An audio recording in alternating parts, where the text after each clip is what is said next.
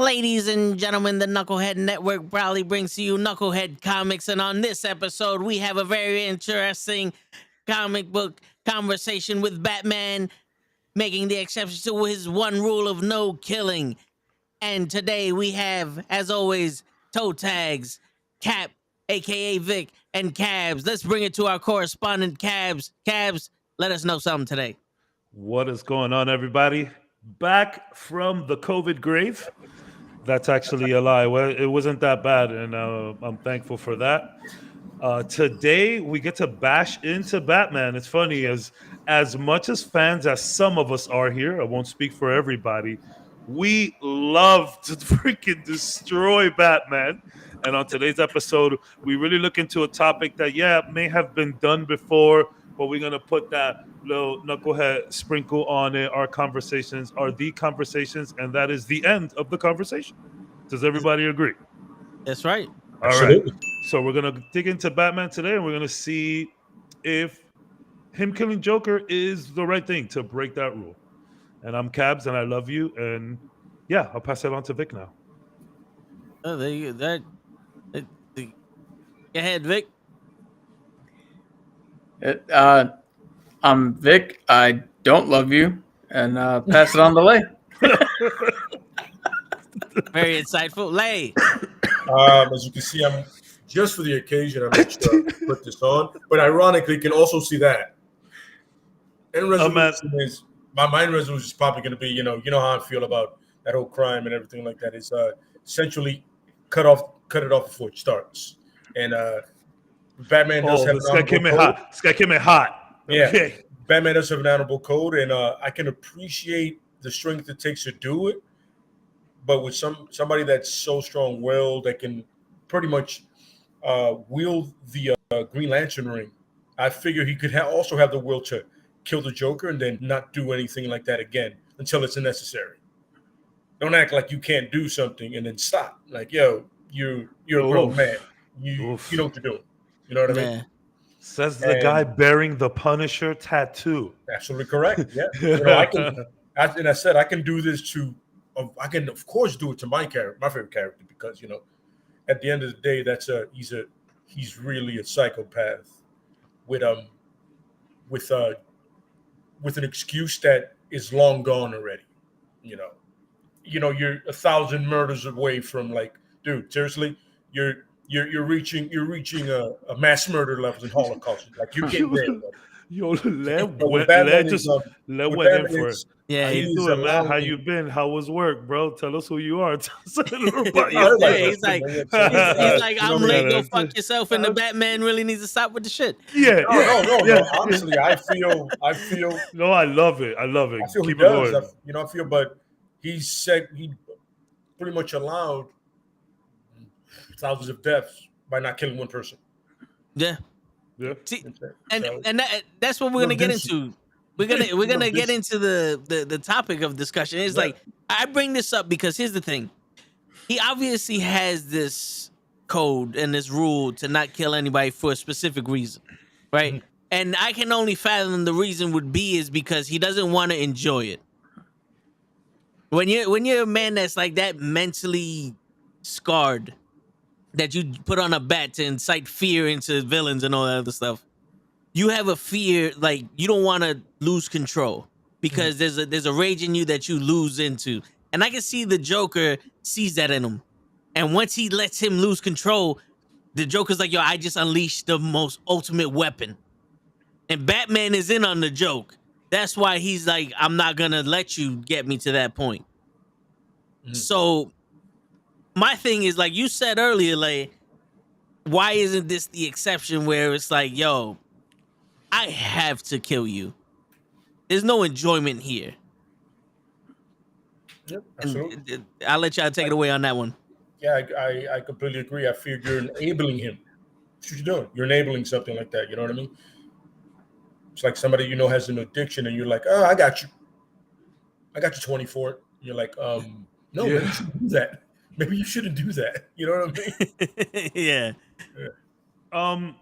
So, I mean, obviously, this is a question, like I said, it's been asked plenty times, and hey to everyone in chat. I just want everybody to know that this is how we feel about this topic. This is real. It's been talked about before, and I think we've all planned to come in here very serious today. I see nothing but mugs ready. I'm telling you, it's a bloodbath when Batman is the topic of discussion. It really is, but in a fun way. Don't get offended if you hear something that you don't like about Batman or any other heroes or villains that we bring up. We just shooting the shit here, trying to be a little critical about stuff, and that's the thing about Batman potentially killing the Joker. I think it goes more than the enjoyment, than him losing himself, or this being the first step out of many, or whatever the defense is for that. I think it goes a little beyond that too. Maybe again, I actually want to like take both routes here and see where I end up, at the end of this podcast, instead of just like maybe jumping into a decision. So I completely agree with you guys said, Toe and Le. But on the flip side of it, I think it's a little more because there's some ego in this too. There's a lot of ego in this, where it's like, you also, by taking out the Joker, you also fulfill his wish. Like, he wants to get Batman to kill him. That's why he keeps trying it over and over and over again. And he keeps testing Batman like, bro, I know you won't do it. I know you won't. And like, he keeps doing these crazy things. It gets crazier and crazier and crazier every time, to the point where he's killed family members, friends, colleagues, you know what I mean, of Batman. And it's like, the ego definitely plays a factor into it. So I want to know, besides all of the stuff that you guys said, what do you feel about him not wanting to do it because he then fulfills the wish of the Joker to finally get him to do it? Do you guys ever explored that or thought about it? That's a very interesting thing. That's something I have not thought about. Because he gives him the W. Like Joker wins. And I mean, Bruce Wayne, a lot of ego there. I mean, some of it is a persona that he puts on to kind of hide the fact that he's Batman. But at the end of the day, this guy is the richest man like ever. So there is a lot of ego tied to it. And it's like, I think it goes beyond all of the personal shit. The physical, the mental, the psychological stuff. Yeah. Thank you. And yeah, he just doesn't want to give him the W. But the thing is, that's a non-winnable game for Batman. Because if he loses and kills the Joker, he gave in to what the Joker wants. But if he doesn't lose and doesn't kill the Joker, the Joker gets to kill anyone he wants. So the Joker's winning no matter what. Let's up the security in Gotham. That's what we really need to do. This guy escapes everything. No, but yeah, that's why I wanted to talk about it. It is a lose-lose for him. But that's the thing about this question. There is no winning, regardless of what he does. The most likely of outcomes, or the best of outcomes, so that the Joker can finally be stopped, is to kill him. So the question then is that a win for Batman at all? There's no winning here. So I don't think you can just come up to the one answer, because either way, it's just messed up for Batman. He either breaks his rule, goes down a Red Hood type of path. Because I understand what you're saying, Le, like, where you're like, okay, yeah, you kill someone, it needs to be done, move on and keep it going. You're the Batman. You can stop yourself from killing other people. But it's like, there's always going to be another Joker. There's always going to be someone to test. I mean, Penguin has done some fucked up stuff. Two-Face have done some messed up stuff, So like, it's just such a two-way street here, Yeah. But I think the people there, it's not necessarily Batman's win or loss, it's Gotham's, the people, the innocents, everybody walking down the street, having a regular life, and all of a sudden this pasty-faced psychopath decides, I want to kill you today. Tuesday's a good day to murder somebody. That's a ritual thing, and you have the means to stop it, and I mean the means. Get it out. It's easy. Filthy rich. I mean, as wealthy as he is, it's easy. His skill alone, he won't. Just skill alone, he wouldn't need any of it, but he can still do it. I mean, he can literally track the guy anywhere, but for some reason, offered him is the thing. And I understand the ego part and not giving in to giving the Joker the win. You know, it's ego. It makes sense. You know what I mean? Yeah. Nobody wants to lose any kind of a game or any kind of thing, to, especially to somebody that you feel is not beneath you, but just wrong. You know, just like the way they are is wrong. You're like, you should never win. But the Joker wins a lot more than he needs to or should ever actually. You know what I mean? Yeah. You know what I'm saying? So it's a thing of two. One, let's get rid of all these henchmen in Gotham. Apparently somebody's employing them. Because there's a lot of henchmen. But don't get me wrong, Joker kills a lot of people, but so do his henchmen. And Penguins and Two-Faces, as you mentioned, Riddler. But two is you want to solve a problem. Sometimes you don't put a Band-Aid on it, you stitch it up so that one can heal permanently. You know what I mean? Yeah. And I'm not saying it's not going to be the next one and the other one and the other one, but if that one gets it, everybody's going to be like, well, if I go there, he's going to go there. You know what I mean? So it's kind of like a, you know. Yeah. Now, here's the thing, though. And I'll let Kat speak after this. My question now is, I get what you're saying, Lay, but now when Batman goes, I don't kill because that would separate the criminals from me, and then he kills the Joker, can he look himself in the face and not go, I'm not a criminal, I'm a hero, I'm a vigilante, I'm doing, Gotham, like I'm doing the right thing here. You know what I'm saying? Because to be able to look at yourself in the face at the end of the day is important.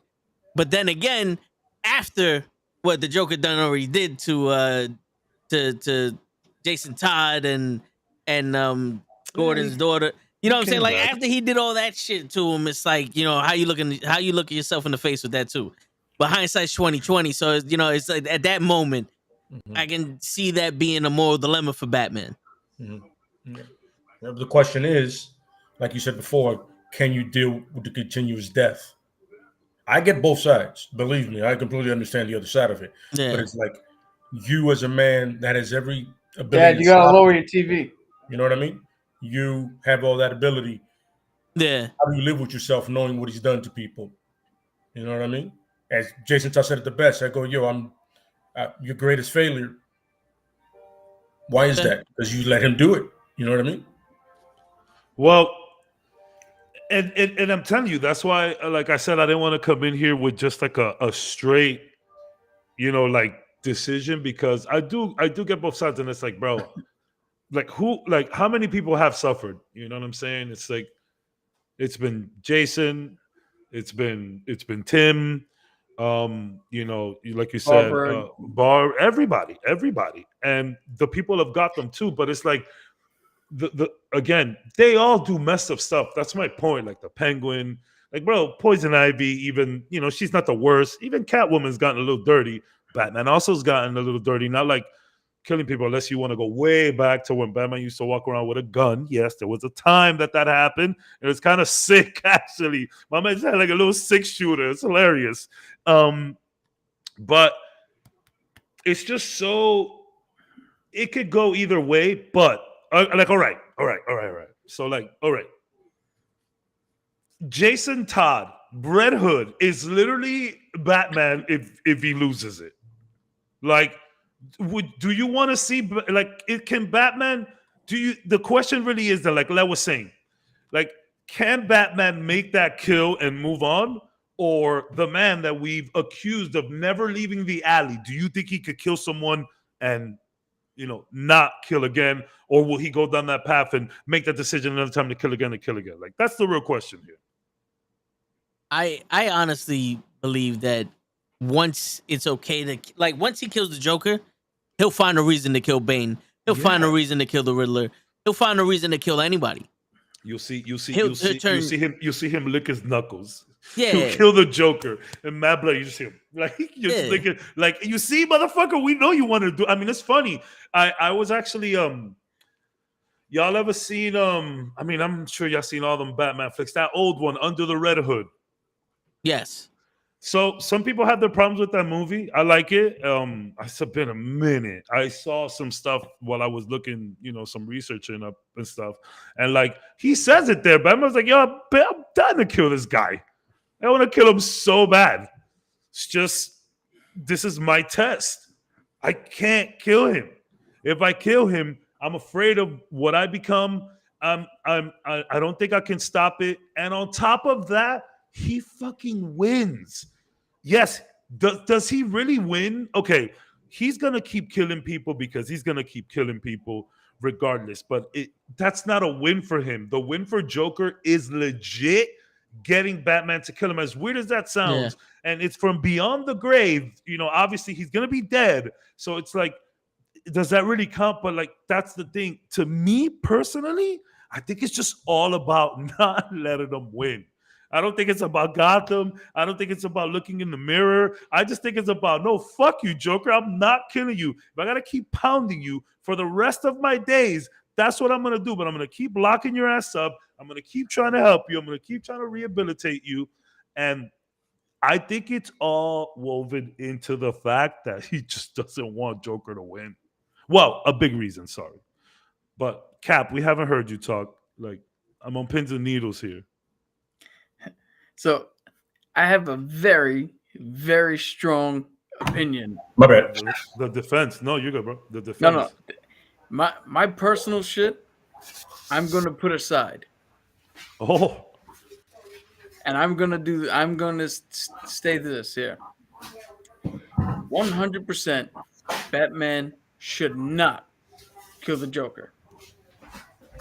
And the reason I'm saying that is because the Joker's ability to get out of Arkham Asylum and kill whoever he wants is not the fault of Batman. Yes. It is the fault of Gotham City itself. It is the fault of the police station and the policing. It is the fault of the criminal lawyers, the criminal justice system, the courts. This man does not belong in Arkham Asylum for the criminally insane. This man belongs in a fucking box buried underneath Gotham's biggest fucking jail cell with poured cement in there somewhere. Batman, so here's the thing. This is how I look at it. Batman works with the cops, right? He's a vigilante. He's the reach for the cops when the long arm of the law can only go but so far. He's the reach for them. In the same way, we wouldn't want our cops to just come out here and indiscriminately murder people. We can't have Batman do that either. Yeah. But in real life, how our court system is sometimes fucked up and it doesn't work the way you think it should, and there's technicalities and all that shit. Gotham suffers from corruption. It suffers from all those same shit we do here in real life. Mm-hmm. And Batman is not the fucking problem. Batman cannot murder his way to save Gotham. Gotham's problem is the corruption that it has within its own system. And unless they get rid of that, unless he can figure a way to stop that, this shit is going to keep on happening. And to be completely honest, Jason Todd, you brought up, he's the Batman that kills. Yeah, basically.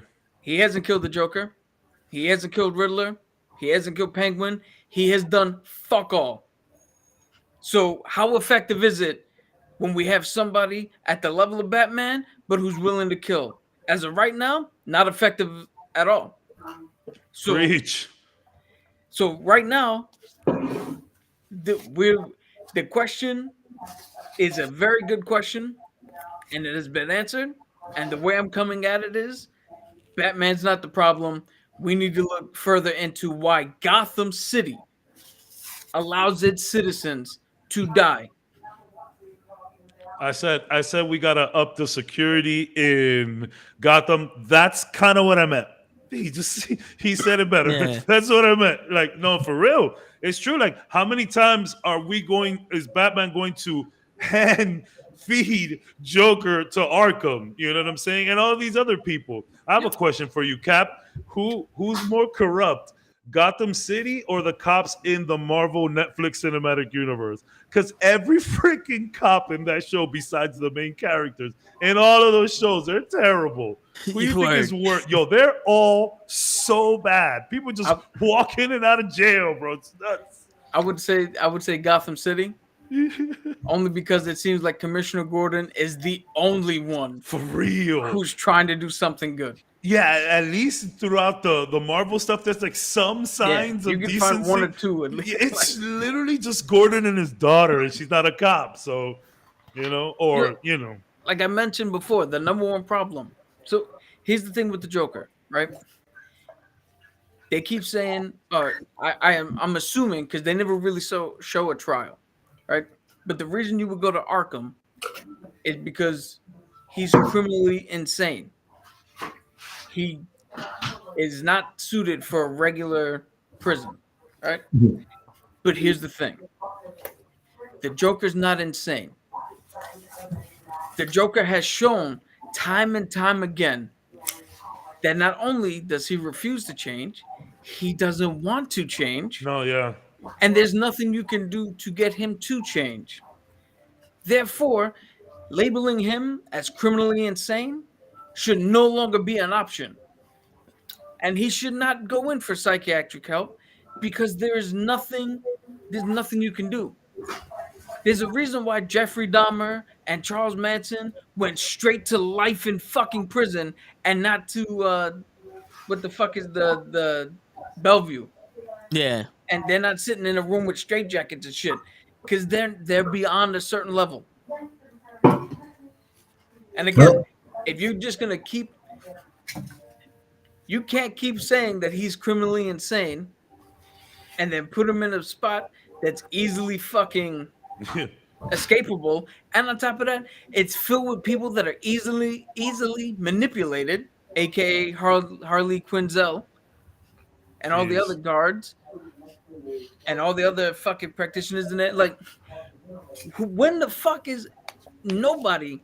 I'm telling you right now, the only people who give a shit about the citizens of Gotham are the Bat family, however many they are now, Gordon, and the four of us talking right now. We're the only ones who give a shit about the citizens. This is very true.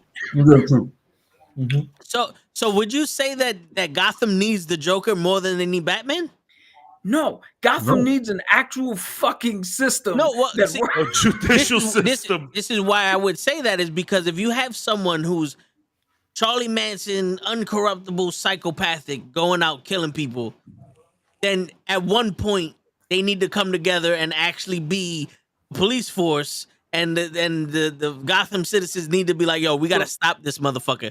So here's the thing. If there was no Batman, do you think that Gotham would have been like, nah, no, priority number one? No, because here's the thing. From what I've read and all this shit, the corruption that runs within the high elites of Gotham, the courts, the politicians, the cops, the people in charge, the money men in charge, they keep the citizens so far down. Like, you see the difference between where Wayne Manor is and Wayne Tower compared to the slums. The slum, yeah. The people in the slums are never going to fight because what's the point? The only thing you can do, here's the problem, right? The cops are so corrupt. If the Joker showed up, like, let's say we all lived in Gotham, right? And we're just hanging out on the stoop somewhere, and the Joker shows up, and the four of us are like, yo, fuck this. We're tired of this. And we catch him, and we just murk him in the street. Well, guess what? Cops show up. We just killed somebody. We go to jail. Yep. Because Falcone or the other fucking dude, Black Mask, somebody needed the Joker to do something. We fucked up their plans. Now we got to go. So what the fuck is the point of fighting? As long as he's not killing one of us, this is what I'm thinking the people of Gotham are thinking. As long as he doesn't kill one of us, we get to just keep on going on. Mm-hmm. Hey, gotta. Sorry to interrupt. We got a few people in the house. What's up, everybody? Yep. Love the comments. Oh yeah, yeah. I was Yeah, gonna bring you up go. Steve. Go. I was gonna Steve's tell you to legit just read. Go ahead. Yeah. All right. So Steve Lamo from Twitch, he goes, Batman breaks his one rule when Joker bombs Gotham. He gets so pissed that he decides to go to Barry Allen and tell him to go back in time. When Barry says no, Bruce knocks out Barry, forces himself into the Speed Force. Once Batman becomes super fast and then kills all the Batman, goes back in time and kills all of Batman's villains. Yo, Has that ever happened before? So that's a one-off, like, multiversal, like legit, yeah. Like one. I think it was 2 books. Killing Joke is incredible. Yeah, and the Killing Joke, Batman seemingly kills the Joker at the end of that. Yeah, so one-off stories is one thing, but no one really no one really like confirmed it in Killing Joke. But I mean, it's kind of obvious, you know. That's the insinuation. He did do it. It's funny that you were saying, Cap, about him not wanting to be rehabilitated at all, and the Killing Joke. He legit. I know people have their issues with Killing Joke, but I think the last 5 minutes of that movie, when it's just Batman and Joker, like, it's insane. Like, Joker literally looks at him and he's like, "Yo, Bats, like, yo, my dude, stop. Like, it's not gonna work. Yo, put me down." Or I'm gonna keep doing this, yo. Like, you think you're gonna rehabilitate me? Look at me, bro. And then he says the funniest dad joke you ever heard in your life, and actually makes Batman laugh. And then fade to black, and you only hear Batman laughing after a point. So, like, he takes him out, son. Yep.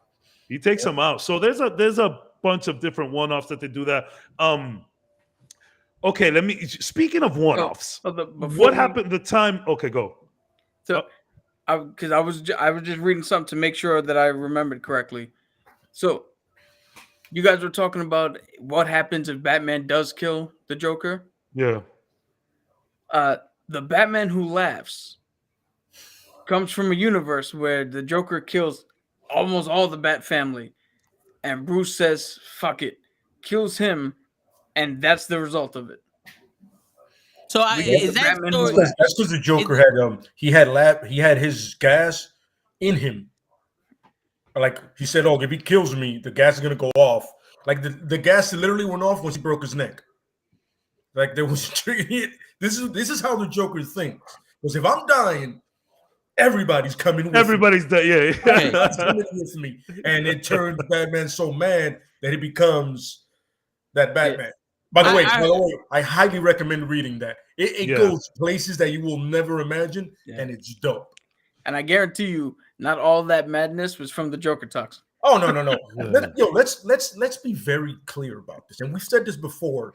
I mean, I think it was like maybe our 3rd podcast. Yeah, early. Batman has never been with us. He's not with us once his parents were killed. Yeah, he's cool and collective, and he's like the coolest dude in the Justice League.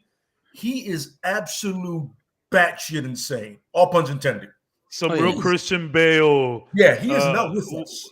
Psychos, like, I heard that the Batman Who Laughs was actually when the Joker died, his spirit went into Batman and corrupted the Batman.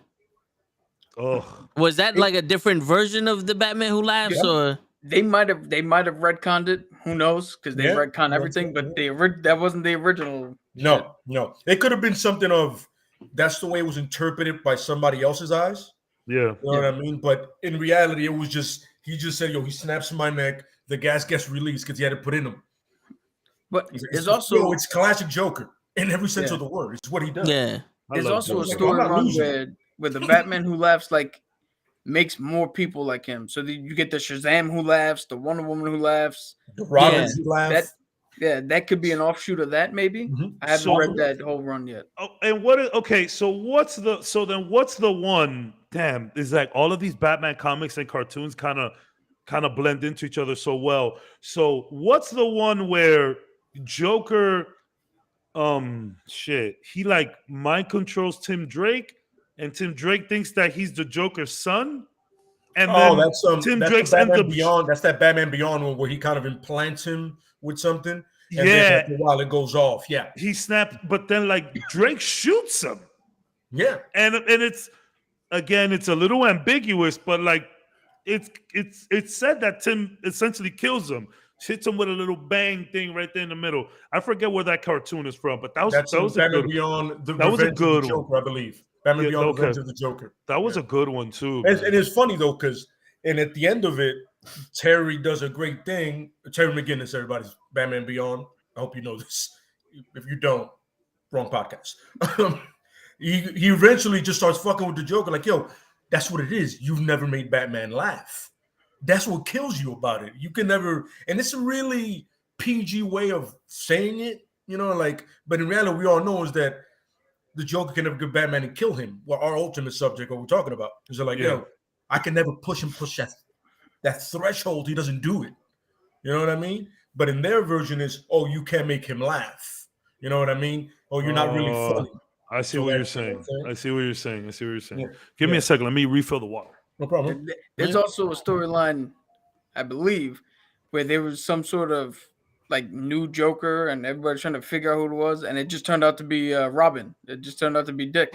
Yeah, it was Dick. Yeah. Then there's he went insane. There's one that came out, right, that it was trying but didn't do it. Kind of clever on like, the origin of Joker, because at the end of the day, three Jokers show up in Gotham, right? 3 different ones. You have the gangster, you have the psychopath, and then you have, I forgot what the other one is. I think just like the clown prince. Yeah. The point is, one is making the other ones. You know what I mean? Like there's a Joker making Jokers, right?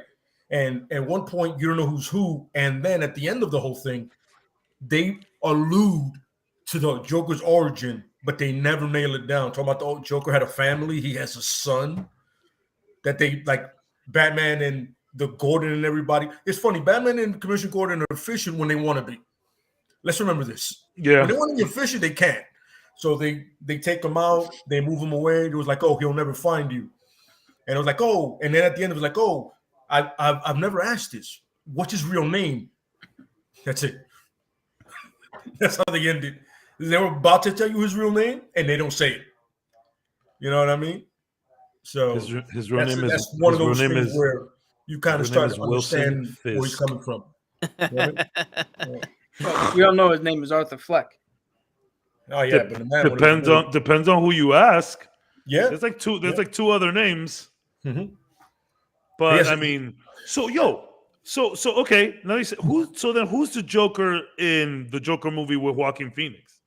It's Arthur. That's Arthur Fleck. Okay. So that's just one of those things where you have a character who there is no origin for. Correct. So you can literally make up anything. Mm-hmm. So we can look at that as, oh, this is the story I heard about the Joker, and it's this dude, and this is what happened to him. And then you get Jared Leto, and somebody's like, "Nah, I thought the Joker was like a juggalo princess dude." Like, you can literally go whichever way you want. That's kind of what it's like that Bible story. You add your little thing to it, and like, yo, this is what I heard about him. It goes, okay, I heard this. That's kind of what Heath Ledger. It's kind of what Heath Ledger does with his scars. Yeah, where absolutely. He just has like a different story every time. Yeah, and that was a fun little a nod. It's never. You're never gonna know. You're never gonna know. Even when the Joker hired me, who have you ever met him? No. Then how the fuck did he hire you? Yeah, you never met the guy, but you're working for him. What kind of telemarketing shit is this? Yo, you know what's crazy? There are coins and shit.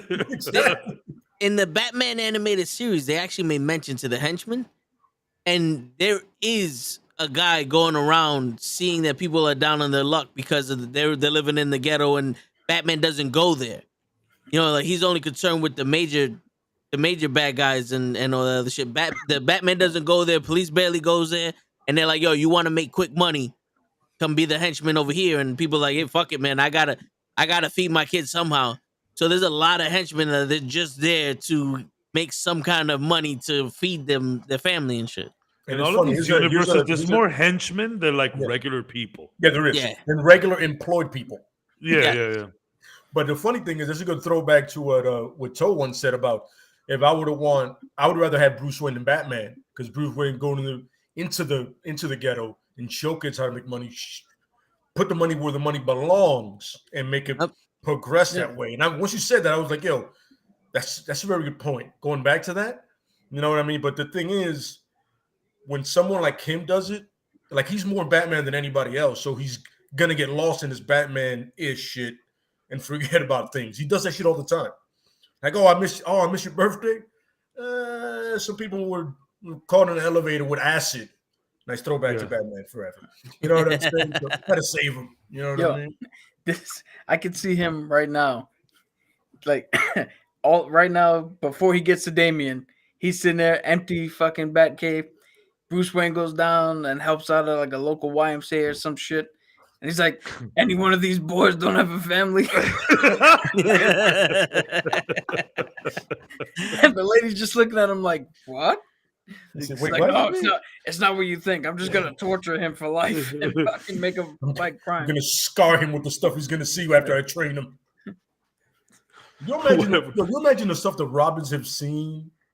Like the carnage. Not the cool, innocent shit. Like, you know, like, like think about it, like a Joker, after the Joker has murdered people and they show up there on some, you realize I'm like 10, right? I'm fucked after this. Just throw it out there, Bruce. Go ahead, Cap. I could see right now there being like a skit just like that. Show up to a gruesome thing that the Penguin's men killed a whole bunch of people, and the dude, like Robin's like, the new Robin's like, I'm 10, right? And I'm looking at this, and Batman just looks at him and goes, my parents died in the alley when I was 6 years old. Just I haven't been a kid since I was 6. That's not what I'm saying, bro.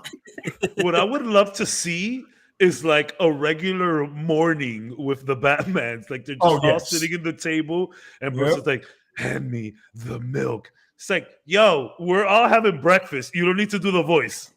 No, I picture Robin. Here's the milk, bro. Just none of us here are criminals. Whatever you want, man. You pay the bills. Just ask for the milk. I picture Robin doing moonsaults. Where are the eggs? Yeah, that's what I'm saying. I picture Robin doing moonsaults like Michelangelo and fucking Teenage Mutant Ninja Turtles 2. He's just like, he just fucks up. He just do 10 backflips. That's what we need. I feel like we need another kind of zany, loopy, kind of campy Batman. I feel like that's a primetime TV show. Like, some the Waynes. Like meet the Waynes, the Waynes, but like for real. And it's just these people like living their normal lives. And whenever they do like superhero stuff, they just like cut back, and now superhero stuff. And we never see it. And then they just come back like beat up after a regular night. Like, hey man, I told you to tie your fucking shoes. That way shit. That would be hysterical. Dude, that'd be awesome. The bat signal goes off.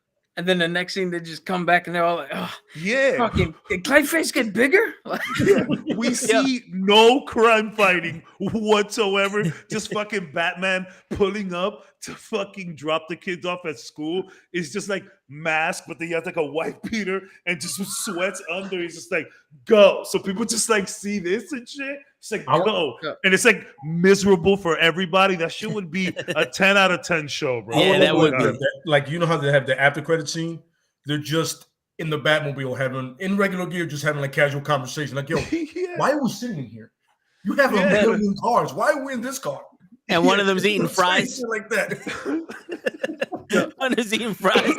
Damon is like a Wednesday ad. Great, folks. Not for real. For real? HBO Max. You're welcome. How can we pitch something like that? Is actually really funny. So you can do it on you see the way they got the Harley Quinn cartoon, just like that. Yeah, same animation, same world. It's it's Teen Titans, but without crime fighting. And just them chilling at home.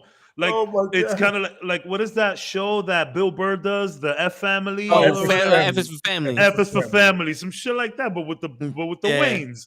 That shit is hilarious. Yeah, I'm gonna cut this video and I'm gonna put it on Twitter and I'm gonna at DC and see what the fuck they say. And it's funny, and like you have that one family member that shows up once in a while and just crashes. That's Jason. Yeah. He just shows up and goes, listen, I'm on the run. He just shows up and just quits out of nowhere. He's like fucking giving the kids like pot and shit. He's like fucking flipping guns around and stuff. Goes, here, take this brass knuckle. Just I would. Yeah, like die. Damien dealing with a bully. He goes, "Yo, you know how good I am with martial arts. Right? I've been trained by the League of Assassins. Yeah, but these brass knuckles, you don't have to do none of that. Pop them once, solved. Yo, You're like, we can have a scene. what? We can have a scene where Catwoman is there, and Damien just looks at her and goes, "You're not my real mom," and she walks off. And she's like, she just hisses at him. How good would that be? It writes itself, man. It writes itself. Fucking Batman playing catch with the kids and shit. Oh my! He goes, like obviously we batarangs. Yeah, goes, the way you broke his neck that day was great. Broke that collarbone. Would it be? The guy was just trying to pay for his family's dental plan, and we hurt him bad. He can't walk now. Would it be live action or drawn? I would prefer live action, bro. That would be cool. I kind of prefer live action. Like some WandaVision shit. Exactly. Yes. That's what I was thinking. And That's when important. I thought when you said Jason Todd, I was thinking of Pietro in WandaVision. Like just shows up out of nowhere, like in the middle of the night, and it's just like Tim and fucking Damien are just like playing games, and just fucking Todd just walks in, like bottle of Jack Daniels and stuff, just like shut up. It just keeps walking. Yo, that shit would be really funny, actually. My God. But if it isn't live action, I would like it drawn and like the style of Family Guy. Just real goofy. I want it real goofy, bro. Like even Teen Titan-ish almost. That should be funny, bro. That's hilarious. We're way off a topic, but for all the good reasons. Yeah, but I'd definitely be a fan of that. You know what I'm saying? No, for that would be dope. All right, so I got a question for you guys. Now, in my opinion, this is what makes Batman and in some cases Spider-Man, because they're similar, but we could talk about that. Like one of the most interesting characters because of this dynamic with him and the Joker. Right now, what other real quick? What other superheroes or the heroes in comics has this dynamic with a bad guy and a good guy where they're both like two different sides of each of the coin? Well, before you go, Cap, one thing that I will say is that fuck, man, it's a hard, task to go after. It's a hard show to follow because, man, I would say when it comes to whole villain libraries, like, dude, Batman got some bangers in there. You could even move Joker aside and keep him for like reserves, and like you still got some pretty badass people. But like, Cap, what were you gonna say in terms of like a similar situation? So what I was gonna say is that there's plenty of rivalries. Superhero A has their main villain X, the rivals. Shit.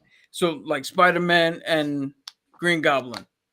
All right, that's probably the closest you get to Batman and Joker. But I would say, yeah, none of them reached that level that Bruce and the Joker have.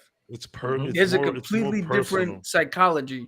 Yeah. To where like Norman and Peter, they knew each other.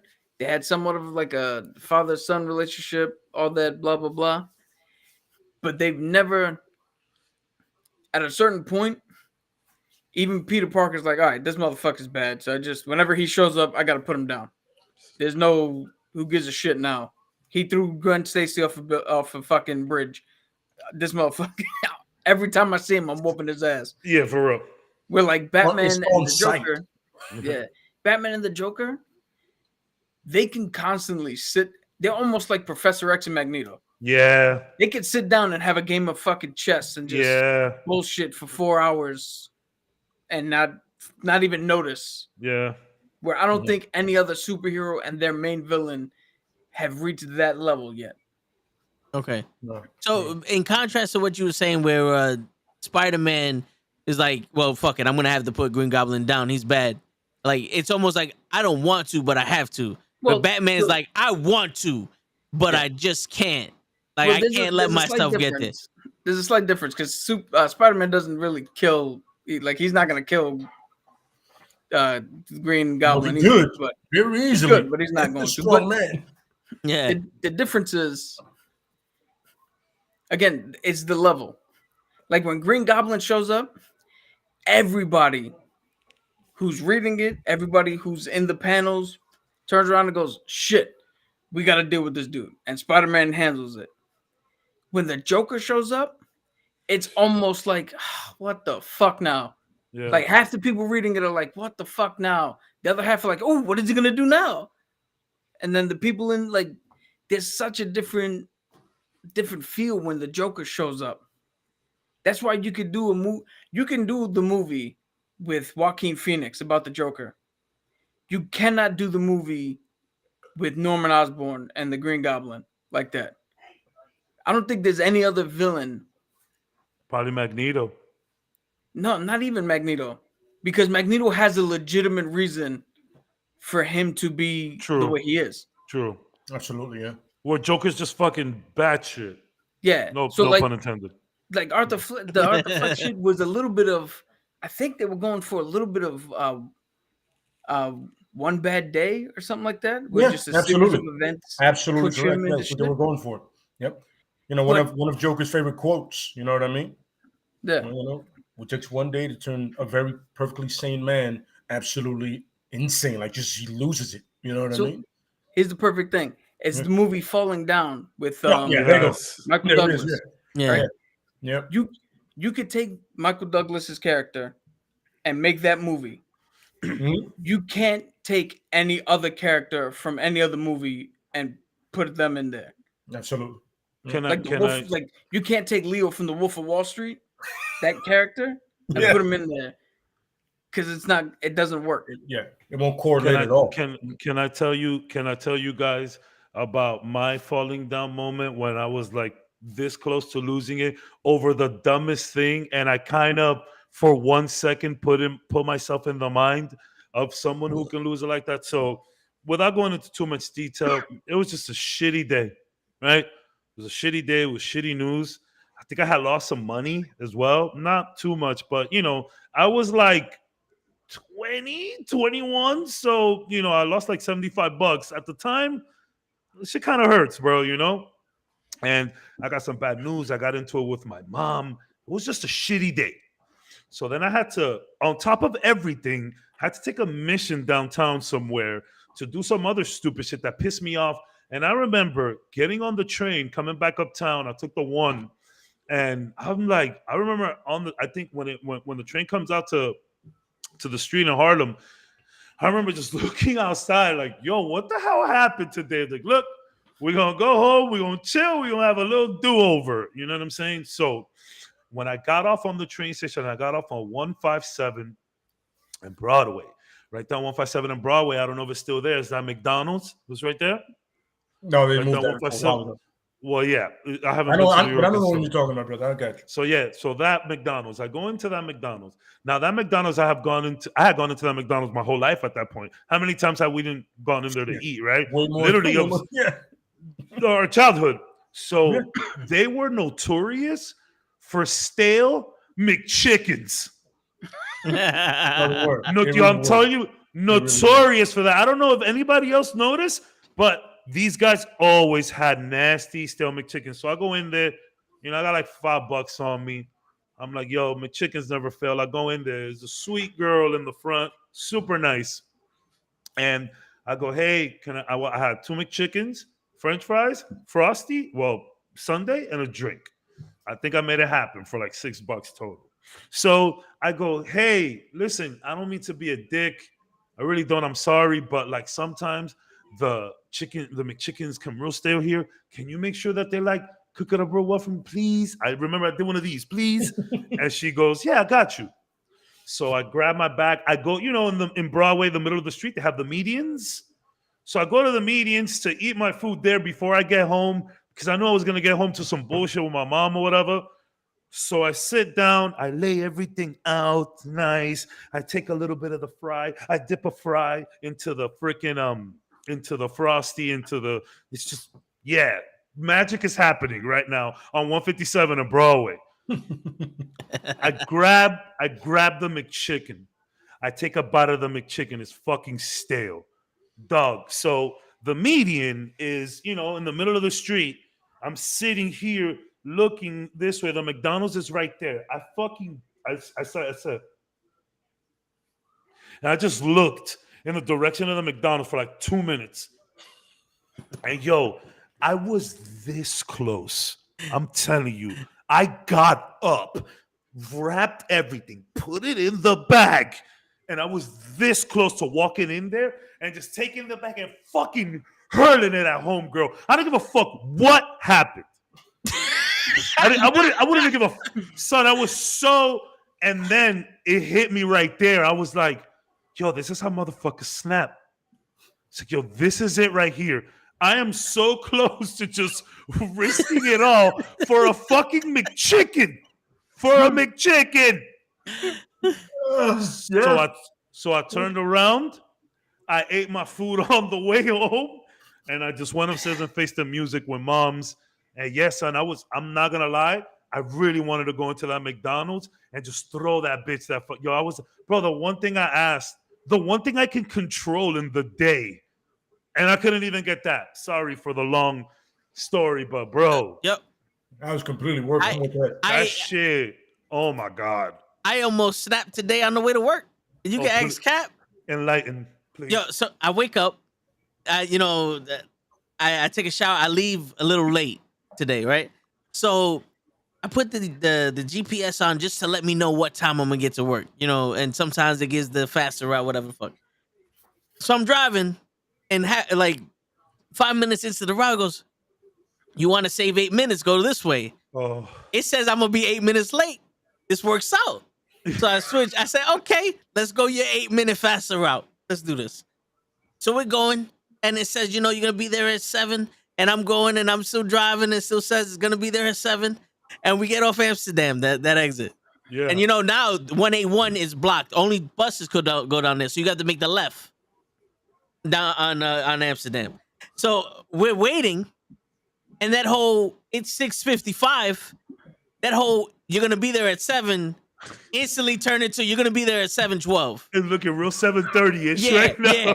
Instantly. It was like there was no 7:05, 7:08. No. It was fuck you 7:12. He didn't even give you the 8 right back, bro. Yeah. It just damn. Yeah. So I'm sitting there and I'm like, yo, I love how this GPS can account for fucking traffic. But yo, I was like, a fucking ambulance got in front of me, and I'm telling Cap, I said, yo, if I had powers, I would squish that fucking ambulance into a 1 inch by 1 inch cube and turn that son of a bitch into a Rubik's Cube, and that motherfucker would still be alive because I don't kill people. I would still be alive in that fucking thing, and I'll give it to a child to try to fix the fucking Rubik's Shout out to Batman. We don't kill people. Yeah, man. We don't throw chicken sandwiches at people, bro. That's We think about it, but we don't do it. That's the difference. So I'm gonna tell you a slightly different story and why. If I had powers, I would instantly be a villain. And Toe knows this story. For about 3 years, I had this man, and I'm not gonna say his name on the podcast, but I had this family member who is a drug addict, an alcoholic, or just shitty fucking person. We all got him. He tortured me for 3 fucking years coming in to see his mom. We constantly had to kick him out, constantly call the cops, all this shit. So I had my fucking falling down moment. And where I was there. And where Cabs thought about it and did the bigger man thing, and where Toe Tags just thought about it, but ultimately just drove to work. My relief comes in and lets the motherfucker walk in behind him and just looks at me and goes, yo, Vic, you deal with it. And I went, no problem. I walked right up and was like, yo, you got to get the fuck out. He didn't. I grabbed his ass. I threw him to the ground in between our 2 front doors, took off my tie, and physically dragged him on the fucking concrete outside of the building. Because I did not give a fuck if I was going to get fired. I didn't give a fuck who saw me. And if he would have got up, I would have beat his ass fucking permanently. Don't call the ambulance to put him in the hospital. Permanent fucking morgue. I love the tie. Yeah, I love the tie. My man said, no, because when I went to go grab him, he grabbed at the tie. So I took it off. Oh, okay. So of course. I took it off and threw it and physically dragged his ass. And the thing out is, of the fucking building. I'm That's sitting in the so lobby. good. That's And so while funny. he's doing, I'm just looking at other people like, I wish one of y'all motherfuckers would try to stop him. Like I'm just sitting there like, I'm ready. yeah. Yo, I'm ready. And the thing was, if anybody would have asked me, that dude jumped backwards into the wall by himself and like stuck his leg out and just started crawling out of the building. I didn't see Cap touch him not once. Like my man put on the act and fucked himself up. nah. You know what I'm saying? Like I'm a material witness in this case, and I saw this man fuck himself up. His tie, sir, his tie is still around his neck. That's not his tie. He took that off, and I don't know what he did. Yo, a month before that incident, there was another small incident, and I'm no lie whatsoever. Flaka, I'm gonna read your shit soon. Give me a sec. He wasn't listening, and the entire rehab department came out, not to get him, to stop me. They put a bunch of women in front of me in hopes that I wouldn't like act aggressive towards them. Of course, yeah. And then the men behind them all stopping me while somebody else took this man outside of the building. Damn. So Sounds like fun times. no, Yo. so I'm full on. If we get powers tomorrow, yo, don't call me Cap, call me Dr. Doom. I'm fucking wrecking shit. You see see now I have we'll read the comments, the Flocka's comment after this real quick thing. See where Vic's already like I'm a villain. I have to be Batman because there was one incident where my supervisor just ticked me off because sometimes they don't talk to you the way they're supposed to. Absolutely. And it was just me and the supervisor, and something was said, and I turned around, I was like, yeah, but you're not my fucking mother. And then boom, I snapped. And I'm like screaming at my supervisor to the point where someone inside of me was like, yo, bro, calm down. Yeah. You can't do this. And money is good. Yeah, and Krills and another coworker opened up the door, and you can ask Krills. I turned around like I was Jason. I said, no, get the fuck out of here. And I picked up all the boxes and threw it at him. He didn't even get in the room. I just threw it at him. I said, get the fuck out of here. And I went back to screaming at this person. The Krills just turned around and leave. Yeah, he just did that. All right. And he left. That's classic Krills, bro. Yeah. Classic Krills. Yeah. I said, all right. Left. Classic Krills, Yo, bro. I was screaming at this person so bad that in the middle of my scream, I had to stop and apologize. I said, listen, my bad. I'm sorry. This should have never happened. But believe me, it can. Don't do this shit no more. Yeah. I can't. I'm like, I can't hold myself back. I can't stop myself. This is the thing. If I would have just one little wakata, it would have been over. We would have been doing this podcast from jail. Like I'd have been like Shine right now on the phone. Motherfuckers be in jail with mad shit to do, bro. Yeah, like that's it's one of those like I want to do it, but I know it's not gonna stop it. Just you. Can I ask you a question? Is the supervisor still there? Yeah. You guys like hashed it out. You guys are good. Yeah, because we had our little spats a couple times, but that one was just okay. That was the equivalent of I'm serious, but without no hands being put on. Well, you can at work, but on the contrary, so La Flaca goes, get this. I've snapped at work. I threw one of the nurses on a patient. She grabbed my arm like I was a child. That was a couple months ago. So you're fucking arm flipping people to fucking patients, fucking it man. Sorry, I've been playing a lot. I've been watching my friend play a lot of Sifu, and then obviously we back you up. Like that's the one thing you do not tolerate at the job. Hands. Yeah. Hands is a different story. So I have that problem. I had that problem in my latest job where it's like, sometimes people don't know how to talk to people. And me, I got a child. You feel me? As much as I want to pop off and blow up, I as much as I say fuck a job, nah, that's not true. Yeah, that's not true. I get mad, but like what I do tell a lot of people is like, yo, I know we're working in these fancy buildings, and you motherfuckers got their ties on and they nice shoes, but a lot of these dudes from the straight hood, like they're only dressed up like this because it's the dress code. Like don't disrespect anybody at the job because you really don't know a motherfucking situation. Like it's one thing to try someone on your block or on your street and you know who they are and you got the balls to do it or not. But like at the job, like a lot of people just go to the job and make the money and are cordial. They're not really friendly. They're not doing the Instagram switching accounts and all of that. Sometimes you don't know, motherfucker. A motherfucker will be like, fuck a job. So there was this one guy, and we'll go back to Batman, I promise. But no, this all relates. Yeah, it all relates. It really does. One bad day. So I've been in sales for as long as I could fucking remember, bro. Like it really has. And one of my early sales jobs, well, I was already a quality assurance manager, so we would stay very late listening to everybody's calls. I worked in a direct TV center, right? It was a call center. Ghetto. I'm just gonna say it. Ghetto as hell. So there was this one guy there. I forget his name. To be honest, I'm glad I don't want to say his name because he may be on the run. I don't know.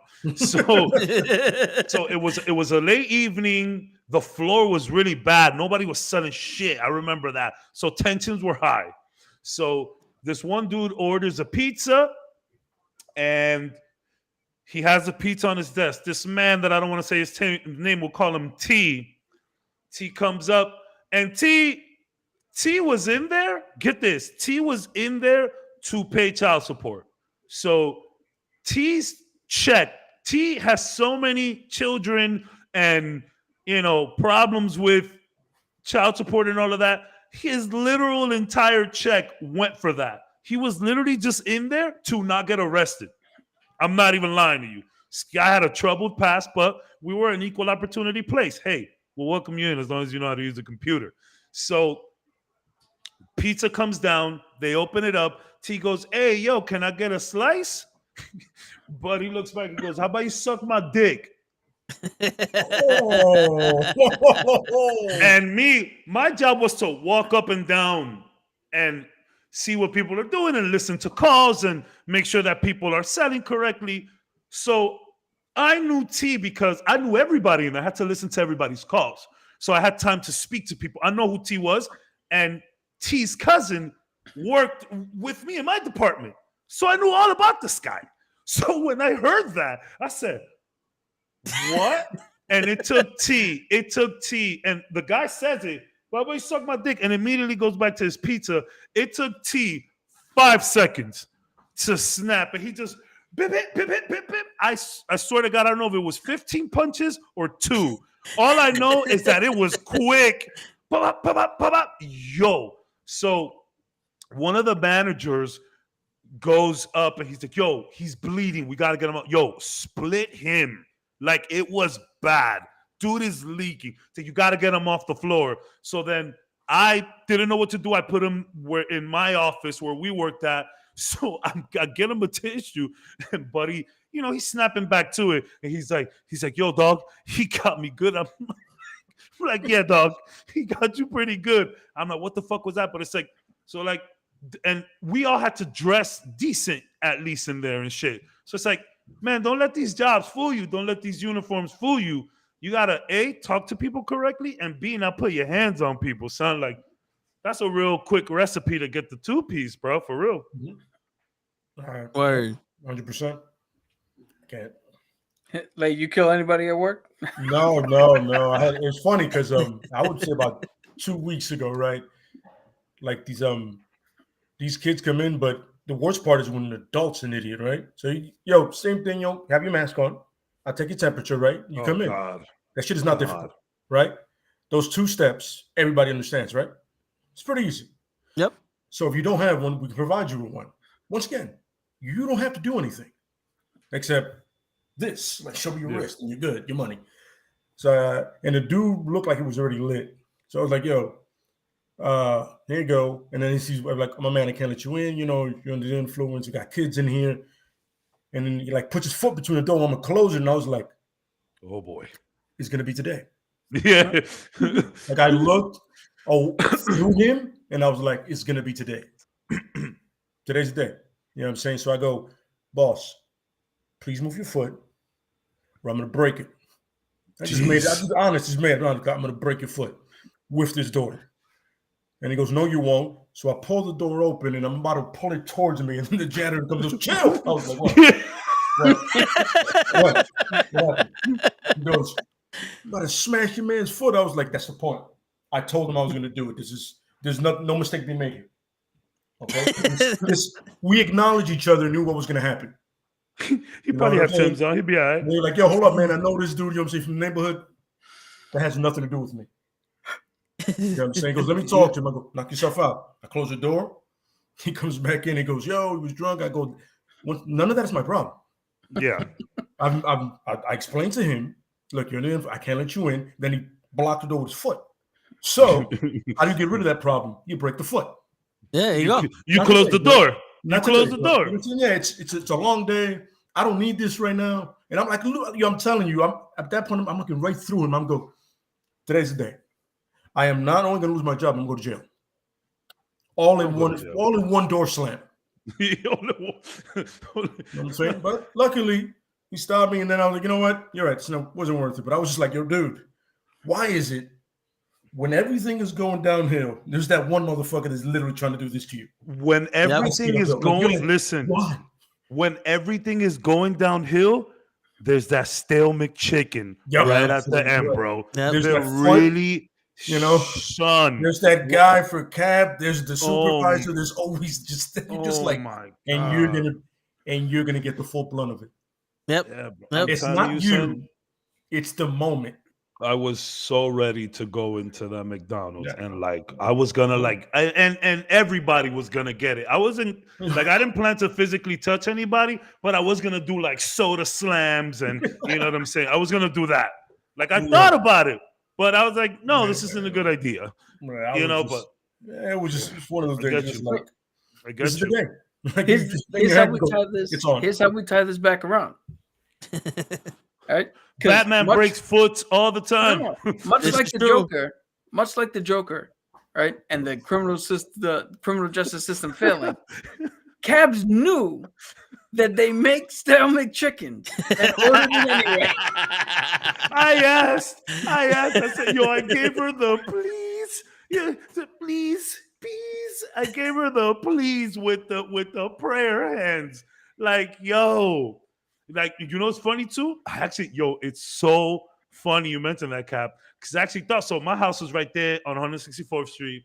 And for a wash, I could take the 1 train to 168, but God knows I'm not getting on that damn elevator. I'm not doing it. It's hot as hell down there.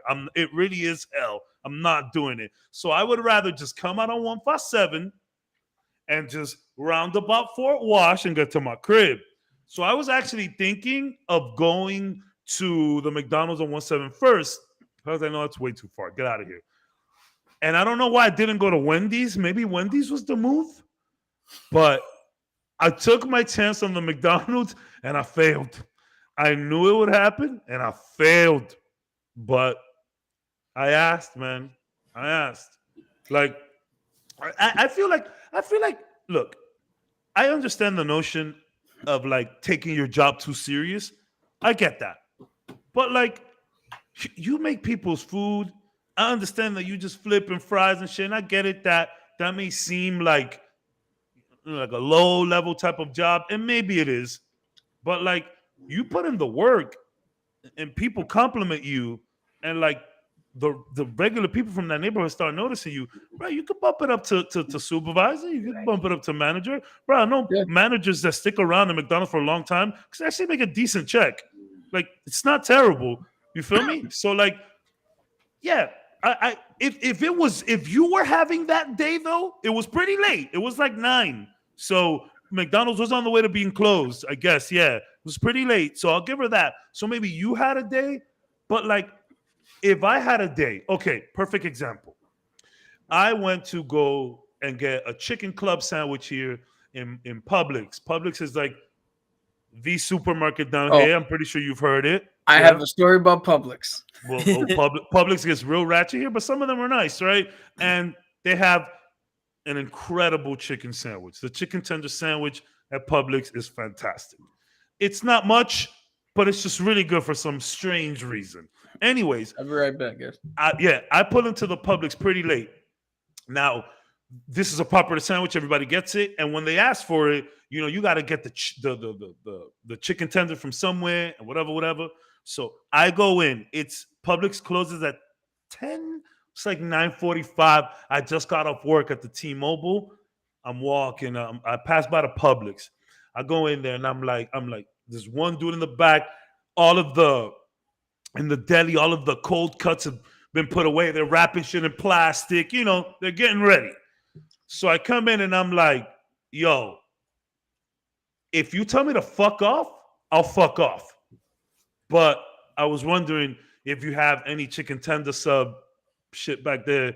Just make me a quick chicken tender, bro, please. He goes, you know what? I do want to tell you that. But because you said that, I got you, bro. So you know what I'm saying? I gave her the please. You feel me? Like, I was polite about it. You're not the one making them. You're at the register. I'm not saying it was you. I was nice. So even though I tried, I still failed. And that's when I was about. But that's it. That's it.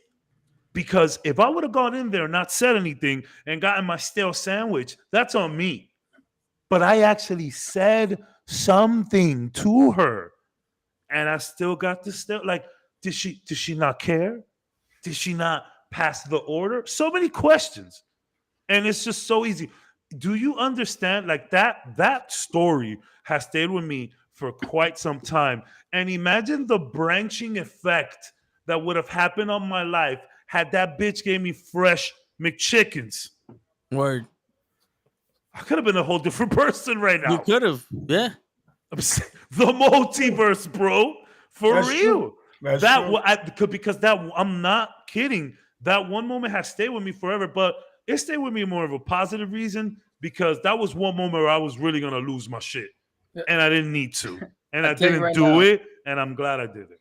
I tell you right now, they pruned the lady who cooked the McChicken. Yo, something happened. Yeah. Something happened to that girl, bro, for real. She messed up the timeline, Cav. You right. She's like, yo, get her out of here. Oh, man, that's funny. Fucking bitch.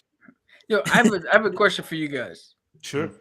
And I know this might be a little bit too much of a stretch because I know at the end of the day, he's a fucking character and they're writing him because they want to sell more comics. And Of course.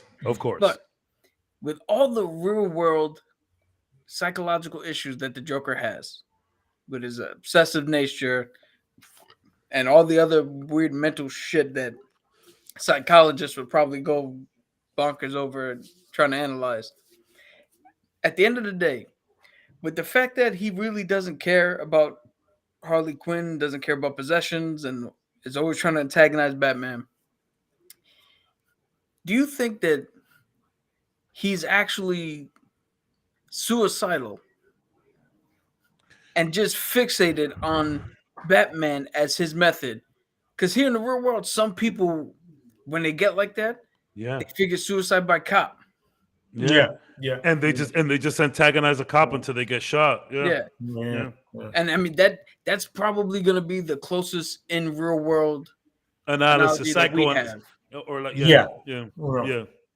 So like, man, that's actually very interesting, and I mean, shit, that's actually something that I can legit buy into and begin to consider, because that's what I've been saying this whole time, that's the MO behind the Joker. He's trying to get him to kill him, and it's like you said, like some people look for the method, and as long as someone else does it for them, they don't see it as a suicide. It's maybe like a coping method that he has, and it makes sense because doesn't he doesn't want anybody to kill Batman but him. He doesn't want anyone to kill him but Batman. So it's like if somebody tried to kill Batman, the Joker would stop that shit. Like, no, I killed the Batman. I got him. I get him. You can play with him, but I killed the Batman. As opposed to, like, he's not gonna go nowhere until he fucking kills me. So because he killed Jason Todd. He killed Barbara Gordon. Now I understand Batman is the fucking the doctor when it comes to fighting and all other shit. Yeah. But if my man can kill so many of your proteges and so many people that are high level skilled, just like you are, you're telling me there wasn't one time where he could have killed you and just said, no, I want him to kill me. I don't give a shit about anyone else. I'll kill your family. I'll kill everybody. I'll kill all the women and children for all the peace in the world for you to kill me. You know what I'm saying? Like, I'll kill whoever I need to for you to kill me, but I'm not going to kill you. Even though I can, I'm not going to do it. I need you to kill me. Yo, that's what bring me to maybe he is truly suicidal, because he goes so far out of his way to protect his method. Yeah. Because if that's really the end game, is to get that, like, why? I understand that the biggest joke on the world would be to push Batman too far, and then the joke's on Batman, because everybody would look at him differently and blah blah blah blah blah. But at the end of the day, I don't see the Joker pulling a thing where Batman gets pushed too far and kills the Joker, but it's not him. It's a setup, and the Joker's sitting there laughing, and now Batman's in Belle Reve, and the Joker's sitting out there laughing at him, and then he goes to visit him on the other side of the glass, and I don't actually see the Joker doing that. I see the Joker actually being the one he kills. So, and also, it's like, I think he does want to draw it out. One of the best lines in any kind of Batman media for me is when in The Dark Knight, when Joker tells Batman, he's like, yo, don't you think we're like destined to do this forever? It's one of my favorite lines. I know he doesn't say it exactly like that, but something that I thought of, right? You guys ever seen that movie Bully with Tom Arnold and Rick Moranis? I think, is it Rick Moranis? Yeah. So it's a I think Rick Moranis is being bullied. He's young Rick Moranis, and it's Tom Arnold, the other bully, and like they show them from kids all the way to adults. Tom Arnold has been bullying him his whole life.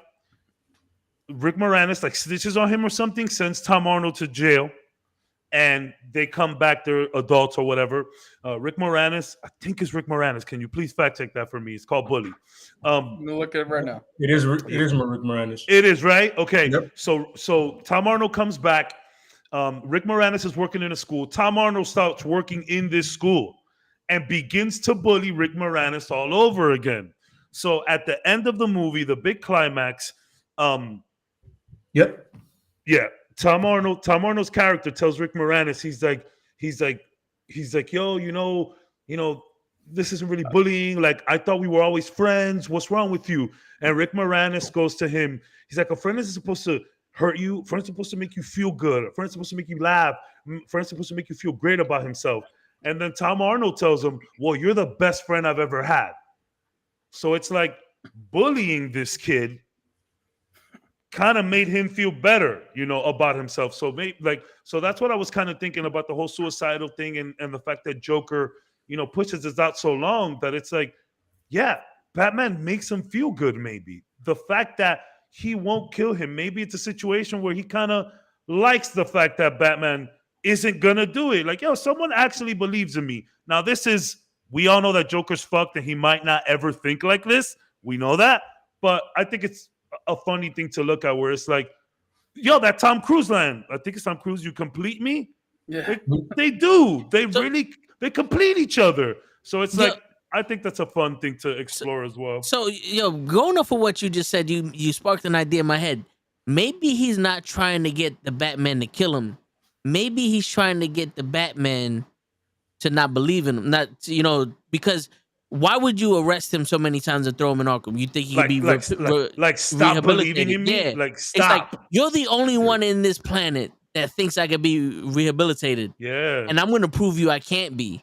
And it's just one of those things. It's like, I'm going to do everything I can to prove to you that I can't. And I'm going to make you stop believing this shit. It's such a beautifully toxic relationship. Yeah, it might not have anything to do with killing him and breaking that rule. It could just be, bro, I want to prove to you that you're wrong. And Batman's like, I'm never wrong. So that's the everlasting battle. Who gets the W? Is Yeah. Batman gonna fall for it and kill him? Or is the Joker gonna keep pushing until he can prove to Batman that he's not gonna do it anyways and kills him anyways? It's the ongoing battle. It really is But, good versus yeah. evil. And he But might like be in a pushing, weird way, they understand each other because both of them have delved in to Yeah. both that good and evil, that light and dark. It's crazy. Yeah, and he might be pushing the limit so much because he knows for a fact Batman's not gonna kill him. Yeah. Yeah. Going off of what you just said, I want to just say that's why, for this conversation, I'm taking my personal feelings and throwing them out the window. For sure. You have to. Because I have a completely different take on this. Mhm. Well, what's your personal personal feelings? What's your take? Take them out. But before we get to that, I also want to say we got to stop saying that the Joker killed Jason Todd. We killed Jason Todd. Well, I didn't call that number. No, but the No, that fans, one dude that set up his phone to call it 1,000,000 times did. He No, wanted him out. literally, and that shit that's so messed up. But then they brought him back anyways, so whatever. By the way, But, for the better. By the way, just throwing it out there. So can you imagine Can you imagine Batman out of the Lazarus pit? Like, does that ever like? the Batman who laughs. That's probably what we get. That's terrifying. That's fucking scary. Because Jason Todd, clearly he comes out of that pit all messed up, all jacked up. But like, yeah. You could take the personal shit out. I think you kind of have to. I mean, we always do, but like, no. Sometimes you bring in that bias. You feel me? Yeah. And I agree with you, Kat. For today, you kind of like, that's really funny. Now, how about this? So, should Gotham kill the Joker? Yes. Like, bro, let's go. Put the injection in him now. Don't let him get to his cell. Do it in the Batmobile.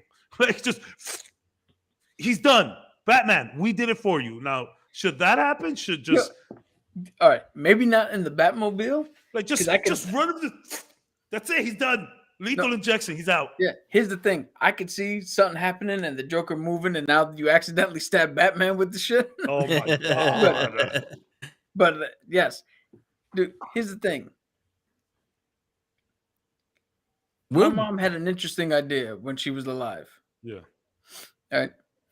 That if there was somebody, and I don't know if Toe remembers this, but if there was somebody who did a horrendous crime, murder, sexual assault, all that shit, right? You sentence them to jail. And then about once or twice a month until the family doesn't need to anymore, you bring the family in, you string the motherfucker up, and you let the family beat the ever-living shit out of this guy. The family of the people he wronged. Yeah. Yes. Yeah. Not till death. You stop it at a point, you rehabilitate them, and they come in and they keep doing that until the family feels that they no longer need to come in to do so. Now, for certain people, not even that's going to be enough. Yeah. Certain people need to go immediately. Now, whatever anybody in the real world thinks of the death penalty, the reason it should exist is for those people. So, like, let's bring it to the real world. Ted Bundy. Right? Do you honestly think he's going to give a shit that the family comes in and is going to beat him up? He probably enjoyed that shit. Probably like, yeah, come. I can't It'll wait be the to see you highlight guys of his month. Yeah, I can't wait to see you guys next month. Yeah. Yeah. So for him, he should have been put down immediately. There's no changing. There's no remorse. There's no empathy. There's nothing. There's no reason for him to be alive. And I'll tell you why I take such a high stance with that. The victims that he has, the family members of his victims, right? They still got to deal with the real world as it is. Yeah. They got to deal with paying rent. They got to deal with paying bills. They got to deal with job fluctuations. They got to deal with maybe now they have a substance abuse problem. Maybe now they have a traumatic experience and now they have mental issues brought on by the trauma of the events. And what does he get? He gets 3 meals. He gets a place where he doesn't have to worry about rent. He doesn't have to worry about anything. And for him specific, I'm not talking about all criminals, but for a person like him specific, again, the fact that he's in prison doesn't fucking bother him. The fact that his meals are shitty doesn't fucking bother him. The fact that somebody might try him in the yard doesn't fucking bother him. So now we're saying for the rest of his life, he gets to live in his own comfort. But albeit in jail. Yeah, while everybody out here has to deal with the ramifications of what happened. Yeah. Because of that one fact, if you do something so egregious, there is no reason to keep you on this earth. You have forfeited your fucking terror citizenship. I like honestly, the death penalty isn't something that I like that comes up a lot in conversation. So, shout out to the Knucklehead podcast for just keeping it spicy and interesting all day long, baby. Yes, sir. Yep. But I mean, look, there is people that just they gotta go. Yeah. Some people gotta go. Because and again, it's kind of like the question that we're asking: is it just easier for someone to just go, or is it easier for them to live it out in their own comfort? Like Cap said, I feel like sometimes it's above all of that. Sometimes it's just, they gotta go. Like whether you believe in the fucking death penalty or not, it's like, damn. Like there's some of these. I think it's funny because some of the top 50 something serial killers of all time, like most of them are like Pisces. it's like damn. But like some of these motherfuckers did some really bad stuff, some of these people did some really bad stuff to a lot of people, and it's like jail is actually just an easy way out, and so is death. So just, bro, get them out of here.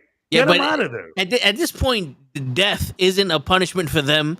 It's like a closure for us. Yeah, of course, 100. But like, it's still like, and then because you have some people that are probably might be the opposite of what Cap said, where maybe they don't want to be in jail, maybe they weren't thinking, or maybe they are insane or whatever the fucking stupid case is. And it's like it just goes back to what we've been asking this entire time. What is the W? What is the way? Because some people, like Cap said, they living their whole lives out, bro. They don't got to pay rent. They get a shitty meal that they don't mind, and they're chilling. That's what I said. There's got to be a certain level. Yeah. It can't be applicable blindly. He's out. He's out. Yeah. He stole a bag of chips. Get him out of here. Yeah. So, I mean, my question to that is, let's say the Joker was a real person. With the amount of people that like the Joker right now, if he was a real person, anti-establishment and all that other shit, Gotham was a real place. Do you think that the people will want him to be dead? So here's the thing. That is a good question. Yeah. But that should not fucking matter. And I'll tell you why it shouldn't matter. There was a story like 2 years ago or something like that, that Ted Bundy, I believe it's Ted Bundy, was getting married. Some woman who'd been writing letters to him finally got permission to do a marriage while he's still in prison. What the?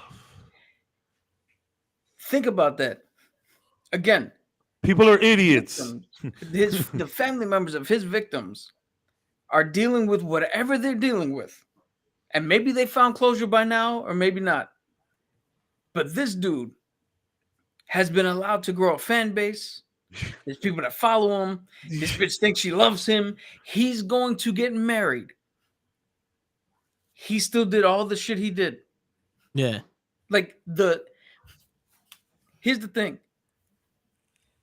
When it comes to some shit like horrendous acts and criminal justice, the law is the law, and the Twitter fucking verse and the fucking Facebookers and all these other stupid fucking idiots online, their opinion, either way, doesn't fucking matter. Thank you for watching the podcast, guys. Yes. we established which one of us is loving one. Yeah. But here's the thing. Like, it don't matter. It don't matter if the Dalai fucking Lama says, nah, that's one of my homeboys.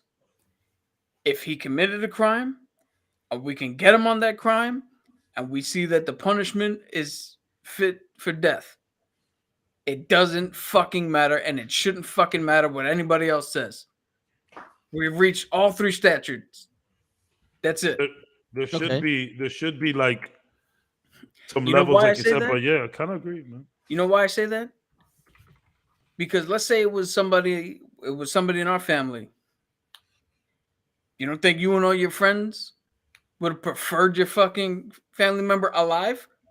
Oh yeah, no. Absolutely, yeah. That you don't get your Twitter shit, your online popularity, whatever you drum up, your Kickstarters, that don't do shit for us. Yeah. Mhm. Yo, Lay, I see you over there, reacting to Cap, and I want to get your opinion on the matter. I think mine's pretty cut and dry and clear. I completely agree with what Cap is saying.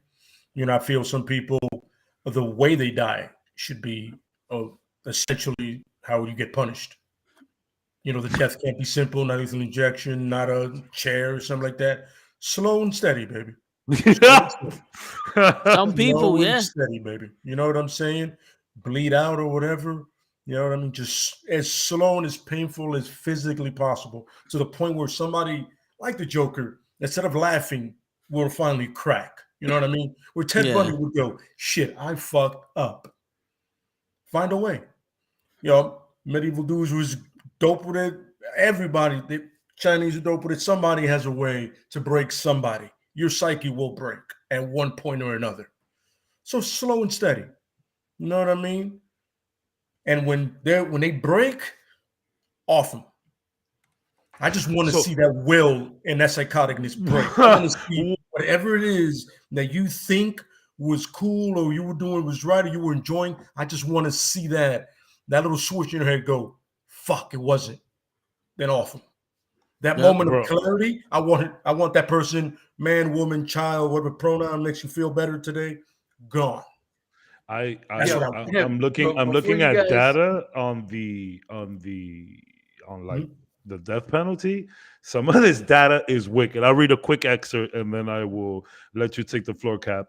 In other states, complications from lethal injections have halted executions. Oklahoma conducted 112 executions between 1977 and 2018, the third most of any state. Still, it has not executed a person since 2015, when autopsy reports revealed that the state had used potassium acetate in a lethal injection rather than the potassium chloride approved under protocol. Whoa. That's wild. Jeez. Again, whoa. Certain people. Whoa. So certain people, all right? I don't fucking care. Some people gotta go, bro. Yeah. But some people gotta go. Before you, Cavs, before you until say something as drastic as what me and Lay has been saying, I just want to point out that me and Lay have truly went on long enough to see ourselves become the villains. No, for real. No, 100%. Absolutely. I had my moment. And it's funny, I've been thinking about the chicken sandwich, and maybe I would have been more of a dick if that didn't happen. Maybe that was the moment that I needed to, snap back into reality. But no, you're right. No, like, some people do get to that point. And it's like, okay, so let's say Batman does get to that point, to bring it back around. Mm-hmm. Let's say Batman does it. He kills the Joker. Then what? Does another Joker take his place, as usually happens? Does he start being a little harsher to other criminals? Maybe not killing them, but like, yo, you see what I did? I'm here now. So does everything get saved? Does everything, give me a future Cap where Batman kills the Joker. All right. Let's say. Or Aftermath, actually. The aftermath. Yeah. Correct. Yes. Good. Let's Good go on the question. belief. Good question. Let's go on the belief that Batman / Bruce Wayne is not as far gone as we think, Okay. and he's actually more Steady. steady. All right, let's do that, and let's Like go. I said, I am Batman. Story spoiler. Yeah. Let's go with this. Somebody who's sane can rationalize the fact that the Joker is a step too far. Cobblepot, the Penguin, is not. He has done things on Batman's side. He has done things redeemable. He is just a standard criminal. He's He has yeah. done bad things, but he has not gone that extra step. And for people who don't know, Copperpot is the Penguin. Yeah. He be running guns. He does a whole Yeah. bunch of shit. Scarecrow. We're waiting for you, show. Scarecrow. Get your ass on. What the fuck is the other guy's name? Riddler. Clayface, Two-Face, Mad Hatter, Freeze, Mr. Clayface. Freeze. So, perfect example. You got to be able to categorize Mhm. everybody. Clayface is not necessarily a villain. He just wants to be pretty.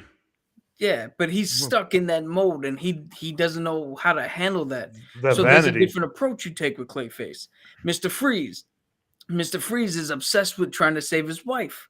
He's only doing whatever. So there's a different approach you can have with that. Yeah. Two-Face. Two-Face used to be a friend. There's always a different logical approach that you could take with everybody, and every case should be taken as necessary. Sure. Now, if another wannabe Joker pops up, again, they're not going to go as far as the original Joker. I pretty much fucking guarantee it. Yeah, I don't see anybody topping the Joker. And that's a special kind of psyche right there, man. That's like once in a lifetime psyche. Yeah. Yeah. You can imitate, but you can't duplicate that. So if another one pops up, you can go back into that whole throw him in Arkham, he gets out, throw him in Arkham, he gets out, and we don't have to, we don't have to have this discussion. Yeah. Batman's gonna go up to this person, yo, how about we fast forward to like 2 weeks from now when we're gonna be in another Arkham 3 times? Like it does suck that security is so bad. What about the mutants? What do you mean? That the gang. Oh, from Dark Knight Rises? Yeah. Oh, okay. Again, that's a separate issue, because I believe that they were like a shut-in part of society. Yeah. Regular society shut them out. Uh-huh. There's a separate way and a more logical way to handle that situation. Mm-hmm. But again, all this ties back into my argument that the systems available in the fucking city of Gotham has failed so dramatically that you've essentially left Batman to be judge, jury. We want him at sometimes to be parole officer, psychologist. So, no, I was gonna ask, if Batman's psychology, or like his morals, is this strong to even not like kill the Joker and all this other shit and be everything you just said, why does he think that Superman is the best of them? That Superman is the best of them? Yeah, like why would he think Superman is the best person he knows? Oh, because Superman has the most power, period. And he's the Pentagon of truth, justice, and the American way. Mm-hmm. But in all actuality, when you weigh the two, where Batman is basically the only guard in the prison of Gotham, and Superman is the most powerful man in the peaceful planet, wouldn't they be equals? No, because Batman, what we've been bringing up, Batman, I don't think 100% can trust himself. Yep. Plus, there's a certain thing where if you're the guy who fights with knives, and I'm the best sharpshooter, and you've never seen me fire my gun, but everybody's told you this motherfucker will hit any shot, and I don't need to fire my gun, who you think's better? The guy who's sitting there and throwing knives every fucking day, or the one who everybody knows he doesn't even need to use his gun now? You don't even, because you That's don't kinda try it. Superman. Like, Superman has got to a level where unless a big ass threat really comes down, he doesn't even need to use his powers. Superman's so OP. Yeah, but Batman is also see. This is the thing, though. It's like power for power on paper. Yes, I understand what you're saying, but Batman is a human being amongst gods, looking them eye to eye, going, "I can kill every single one of you if you step out of line, and it's gonna take all of you to kill me." Here's my thing. Whoa, spicy. No, because this is that argument right there is part of my personal shit that I wanted to throw aside. No, here. Get it. Bring it in He dropped the personal shit. Just throw it out there, buddy. Yeah. Just throw it out. Let's go. Get We it. got past the logistics. Let's go to the personal. Gloves off. Here's my personal belief. 100% Batman should kill the Joker. Hands down, done. And it pisses me off the fact that this motherfucker has contingencies for if For everyone. Batman gets out of line, if Flash gets out of line, if this gets out of line, but nothing for the fucking Joker. For the Joker, he does absolutely fucking nothing. The Joker gets to come out and kill Jason Todd and fuck up Batgirl and fuck up everybody else. Nothing. But yet, if Superman gets out of line, I know exactly where to put the fucking kryptonite. We watched the other day the Injustice cartoon. Yeah. Which is good. Batman tried so hard to get Superman not to kill the Joker. Right? At one point, Batman, what do you call it?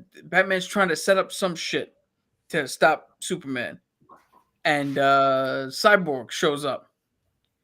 Batman sets off a fucking thing that he implanted in Cyborg, which was electrocuting him. He did it so long that Nightwing, Dick Grayson, had to tell Batman to stop. So the good guy, Cyborg, you got no problem killing him or pushing him to the limit where people have to tell you to stop. But the bad guy who killed your protege, who's fucked with everybody else, killed multiple people, nothing? Batman is I should have defended Batman, honestly, last week instead of Superman. I'm not gonna lie to you. I thought that's who you were going with. Dude, it didn't hit me until watching Injustice about how much I think Batman is a piece of shit character and just is a horrible fucking character. Yeah. Again, you take fucking young boys and throw them into a fucking meat grinder. And subject them to fucking villain after villain. Here's the question. Let him ride. I have a question after you're done. Go ahead. I love this. Our question, in my mind, should be this: should Batman kill the Joker? 100% yes. But there should also be the question, should the Joker finally just fucking kill the Batman? Yeah, that's and the answer real is question. yes. Yeah. Now, here's my question. Yeah, right? Here's my question. Now, you said that they should categorize the Joker and the Penguin and all that other shit. Now, if he essentially is afraid of Superman because he is the most dangerous being in the history of the universe that's known to... Who's afraid of Superman? Batman. Okay. You know what I'm saying? Like, if Batman if Superman decides to sneeze too hard, he's killing everybody in the universe. You literally blow up buildings like that. Wouldn't that mean the only way to stop him is to kill him? Yes. But now here's the thing. It's one of those things like, yeah, the Joker does kill people, but he's just a human, and it's one of those things that he traps people and he could change. Once Superman can't change? Yeah, he can change from being the best of us to the worst of us. And he can't go back. But once After Superman he goes killed off, everyone in the planet? But here's the thing: the Joker could change after killing everybody in Gotham. Like you see, Yo, nowadays he's no, mainly no. going after the I'm Bat not, family. no. which is The thing is, I'm not saying that he shouldn't kill the Joker. Yeah. What I'm saying is, the Superman is so much more of a threat but to he's not. civilization that it's like there's the only way to stop him is to put him down. Okay. And I get it. The only way to stop the Joker from doing this shit is putting him down. But the Joker, he can throw the Joker in Arkham, and the Joker, and until somebody fucks up and lets him escape. There's no place to put Superman that he can't escape from unless it's the Phantom realm or some shit. Here's two things. One, the Batman. So here's three things. One, Batman fights the Joker pretty much alone. When Superman turns, you have the entire Justice League, the entire Green Lantern Corps. You have more than one person to try to subdue Kal-El. He's subjected to magic, so Satana can probably take him out on her own with a magic spell. Shazam, Dr. Fate. You have people. John Jones can fucking phase through, grab his heart, phase out the other side. Motherfucker's done. You have people who can stop him if he gets to that point. Yeah, but wouldn't people be on his side? Not everybody. Yeah, but Wonder Woman. Let's say Wonder Woman, John Jones, like, no, we're with Superman. Okay, you still have Sartana, Dr. Faith. You still have magic users that Superman can't do shit against. So here's the third point. And I've said this during the Spider-Man thing. I personally am tired of the trope. The tropes. Of the villain gets to kill whoever, but the minute the good guy, everybody's got to turn on them. Because it's the same. The argument right now is your bully movie that you brought up. The argument right now is, yeah, but we have to put Rick Moranis in jail, though, right? If he turns around and actually tries to stop Tom Arnold. I mean, we could put Tom Arnold in jail. We could stop Tom Arnold from bullying this guy. But isn't it more advantageous and isn't it more dangerous if Rick Moranis does? Fuck that. The bad guy is doing bad things. The good guy's not right now. Stop the bad guy. Fuck your contingency if Superman turns. There's other people that can help with that. He has not turned. In the mainline comics, when we saw the Injustice shit and what happened in the Injustice shit, he turned back. So the fact, again, the good guys and the innocent people deserve to have their fucking shit preserved. The villains do not. Who gives a flying shit about trying to turn the Joker back? He's showed you time and time again. He does not want to. He will not change. Therefore, I'm watching a cartoon right now, the Legends of Vox Machina. One of their characters pointed a gun at somebody and said, "You fool, your soul is forfeit." At that point, Joker, Arthur Fleck, whatever the fuck your name is this week, your soul is fucking forfeit. For me personally, I don't give a fuck. You're done. Okay, so at what point is it acceptable for Batman to kill the Joker? Right now, like 75 years ago. No, I'm saying like, so he has to kill Jason Todd and Barbara Gordon and do this other shit. So not that he has to, but the it's fact just that because you didn't stop him. Point, yeah, you didn't stop him. He needs to be. So his no. I'm saying like this happened. He killed these people. Now we kill him. We don't kill him before that. Yeah, I'll tell you why. Okay. Before he got to Jason Todd, before he got to Barbara Gordon, before he got to Commissioner Gordon, before he got to Tim Drake, before he got to everybody, he was the Clown Prince. He was pulling pranks.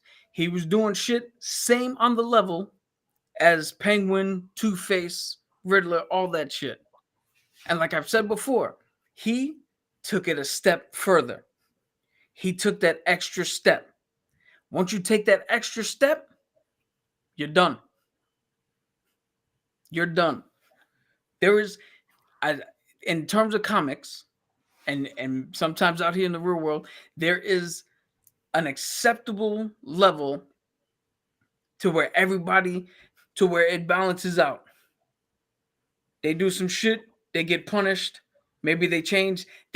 Some of the other characters actually help out. They help Batman. They do some good shit from time to time. It all remains in a fucking balance. Again, the Joker has shown time and again he doesn't give a shit with the balance. And he'll do shit to throw shit out of balance. And there's nothing you can do to him. You can't harm Harley. He doesn't care. You can't take out his henchmen. He doesn't care. There's no family for him. You throw him in fucking Arkham. He doesn't care. There's nothing left you can do. And now at this point, every life he takes from this point on is because you're lazy. It's not you lazy. It's Batman's lazy. Batman doesn't want to do the job. You have no Gotham marbles. PD doesn't want to do the job. No Superman doesn't want to marbles. do the job. The Flash, Marvin Manhunter, anybody who's alive, who watches, anybody who sits there and goes, why the fuck is the Joker still out and doesn't want to do a fucking thing about it? Every life he takes is on you. There's an easy way to stop him. So would you have killed him after he did Jason Todd? Yeah. Because look at what he did to Barbara Gordon. yeah, What did he do to Barbara? After Jason Todd? What did he do to Barbara Gordon? he shot her and paralyzed her. He shot her and paralyzed her, but not only that, as He she was specifically- bleeding out, he sexually assaulted her Yeah, and then took Commissioner Gordon and put him in the tunnel of love and showed him the fucking photos of what he did. jeez, yeah, that's So that's a man that we got to fucking...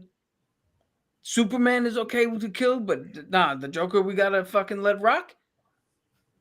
No, after he killed Jason Todd, you do that? Yeah, we don't get Oracle? Cool, we still get Batgirl.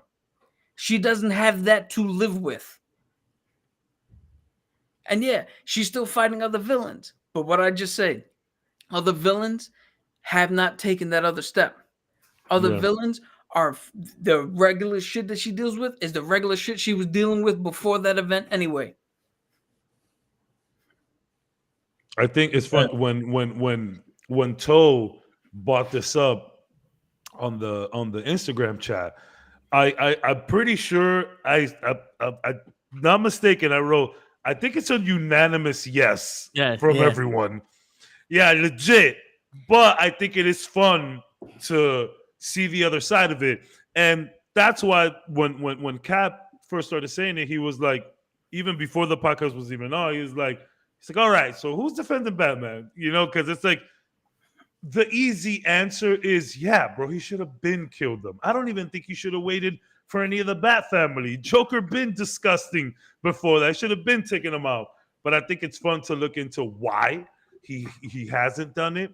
And honestly, everything that people keep saying, I'm starting to think it is more about like that. I think the ego has a lot to do with it, because yeah, he gets to win. Like, why not let Superman do it? It's like, yeah, okay, I'm not gonna do it. If you guys are gonna do it, do it. But I'm not gonna do it. Yo, we can't even get there. Wonder Woman would have been killed him. Wonder Woman's an Amazon. She fights wars. This is what she does. Yeah. He has off people. He like, doesn't yo, you know what? If that. I can't do it, listen, you're my lady, right? Go take care of that. He goes, done. Head cut off. And that's the thing. That is coming off. That's the thing about Joker. Like, yeah, there's some iterations where he's taking some toxics, and there's some iterations where he's a little strong. But like, I mean, but Joker's normal. Like, the Joker is normal, and like, you know, you take away some explosions and got a couple guns and knives. He's a regular henchman. He's a regular guy. He's just a mastermind, though. That's for sure. Kid's smart. But it's like, yeah, like, why can't other heroes just finish the job for him? He won't even let them do that. So it's like, no, you're not going to kill him, because if you kill him, he wins. But if anybody is going to kill him, it's going to be me. But I'm not ready to kill him yet. There's a lot of ego in there. Smells like it, at least. Serious question. Right? Okay. We just said, right? If Batman kills the Joker wins. Cool. The Batman has something called Jason Todd. Mm-hmm. If Jason Todd kills the Joker, what the fuck does the Joker win? It's That's what I'm justified saying. to me. And So who you the kill fuck me, cares? I get to kill you. Yeah. Yeah. Like That's the funny part. You got a bunch of superheroes that have murdered before. They murder often. Just have them do it. Yeah. How many times has the Green Lantern not like destroyed a planet or like a Yo. fleet of aliens? My man, go on. think about how easy this would be. All Jason Todd would have to do is ingrain himself in the fucking Joker's new gang. And when they're like, yo, we're gonna break him out, like, cool. I'll be the guy at the point because I know how to do the C4 where his cell is. Boom, the thing walks open or blows open. Pat, pat, pat, pat. No more Joker. And then Jason gets to kill a whole bunch of henchmen on the way out. And what is Bruce Wayne doing? Bruce Wayne is at a function at the YMCA, or him and Catwoman are getting it on, or he's at the fucking old mojitos. church Yeah. looking for a new boy or some Yeah. shit. Who gives it? Who cares? Let somebody else do it. Yeah, so someone else can do it. It's really some fucked up shit. You know what's funny? For the show, for our TV show, Meet the Waynes, like Superman, we never see Superman, right? We never see him, but he does like randomly text Batman, like, "Hey, so did you kill Joker yet?" Like it's just that's it. And then we don't see another text like that for like 6 episodes. Yeah, I think it'd also be hilarious if every once in a while he looks down and the Joker's just like texted him an eggplant emoji or some yeah, shit. no, like sending him memes, like just it's like fucking Joker. Like, yo, oh my god, He's I'm not sending playing him, anymore. I really think that show would be funny. dude, he's sending him Batman memes from other Batman movies. Oh, yo. Like, who is this guy? He's just like Can I ask you Clooney. a question? Show the nipple. Did Show you the really bat like his nipple. portrayal of you? Like you see the George Clooney one. Did you really like his portrayal of you? He's like, You hey, really what's like up this? with the You okay with nipples? this? That, and you know what's funny? Maybe Joker could just like hit him up constantly, like via text, like just You know, why aren't you answering it? I know who that is. You yeah. know who that is. Yeah. One of the texts is he sends a picture of Heath Ledger's like, do I really look like this? Yeah. I said, I'm not That's gonna lie to you. I think so this one's meta. flatter to have abs. With Jared Leto, I got abs in that one. Like they're all on the table and the phone starts ringing and everybody just looks at Bruce because they know who it is and he's like, let it ring. Yo, And I got it everybody's right like, there. yo, like, why don't you just do it already? That could be like a running joke. Like, why don't you do it already? Season 1, the finale of season 1, the last shot is just from the Joker's phone and a text from Bruce Wayne going, I kind of like Jared Leto's Joker. And Yeah. And then you just have fucking Joker superheated the next season. He's just like mad. Like he doesn't even like text Bruce, and Bruce is like, "Hey, it's been a couple weeks. Where you been?" Like you actually make them friends with each other, but like enemies. Dog, that is gold. Oh my Shut God. the podcast like down. coworker you can't They're gonna steal stand. our story. Shut the podcast down. We gotta archive this. People can't see this. People can't see this. They're gonna take it. Yeah, They're gonna I take swear to God, I'm gonna make the video and I'm gonna put it up on Instagram. Please I'm do. gonna add DC. Please do. Fuck that. That's hilarious, bro. Oh man, it's We've hilarious. been I we've can been see going it. at it. It was We've been there. going at it for 2 hours now with a couple of funny anecdotes, some real weird death penalty stuff. I But, see go I ahead. see a question here from Show. What is Joker's weakness? I'm gonna say bullets, knives, hanging rope, Everything. stairs, windows, tall places, Fists, knees, Batman. life, bats. sanity. You know what isn't his weakness? Harley Quinn. Yeah. Oh, Yeah. fun fact. You know those little rainbow cookies? The one that's like red, pink, and yellow? Yes. That's a big weakness for the Joker. He loves those things. There you go. Or is Now that- that's a real weakness. He hates when you put mustard on hot dogs. Yo, now I think you know what's funny? I would like when superheroes, you never see them eating as much. So it's like, I actually thought about this. Like, Batman probably likes mustard on everything. Like, right? He's Yeah, weird. He whips out mustard on shit that doesn't need mustard. like grapes. He eats his French fries with mustard, and everybody's just like, dude, like, yeah, no, yeah, but show to be for real. Like, if there is a Joker weakness, like what would it be? Like, not the fact that he's a human and everything is his weakness, but like, what would be his real weakness? So how do you get him? How do you get Joker? How Kill do Batman. you take Batman out, right? What if you don't give him attention? What if he's doing all this stuff for attention, for Batman's attention, and Batman just stops fucking with him? Oh, I honestly believe He before he stops, he'll get so much worse.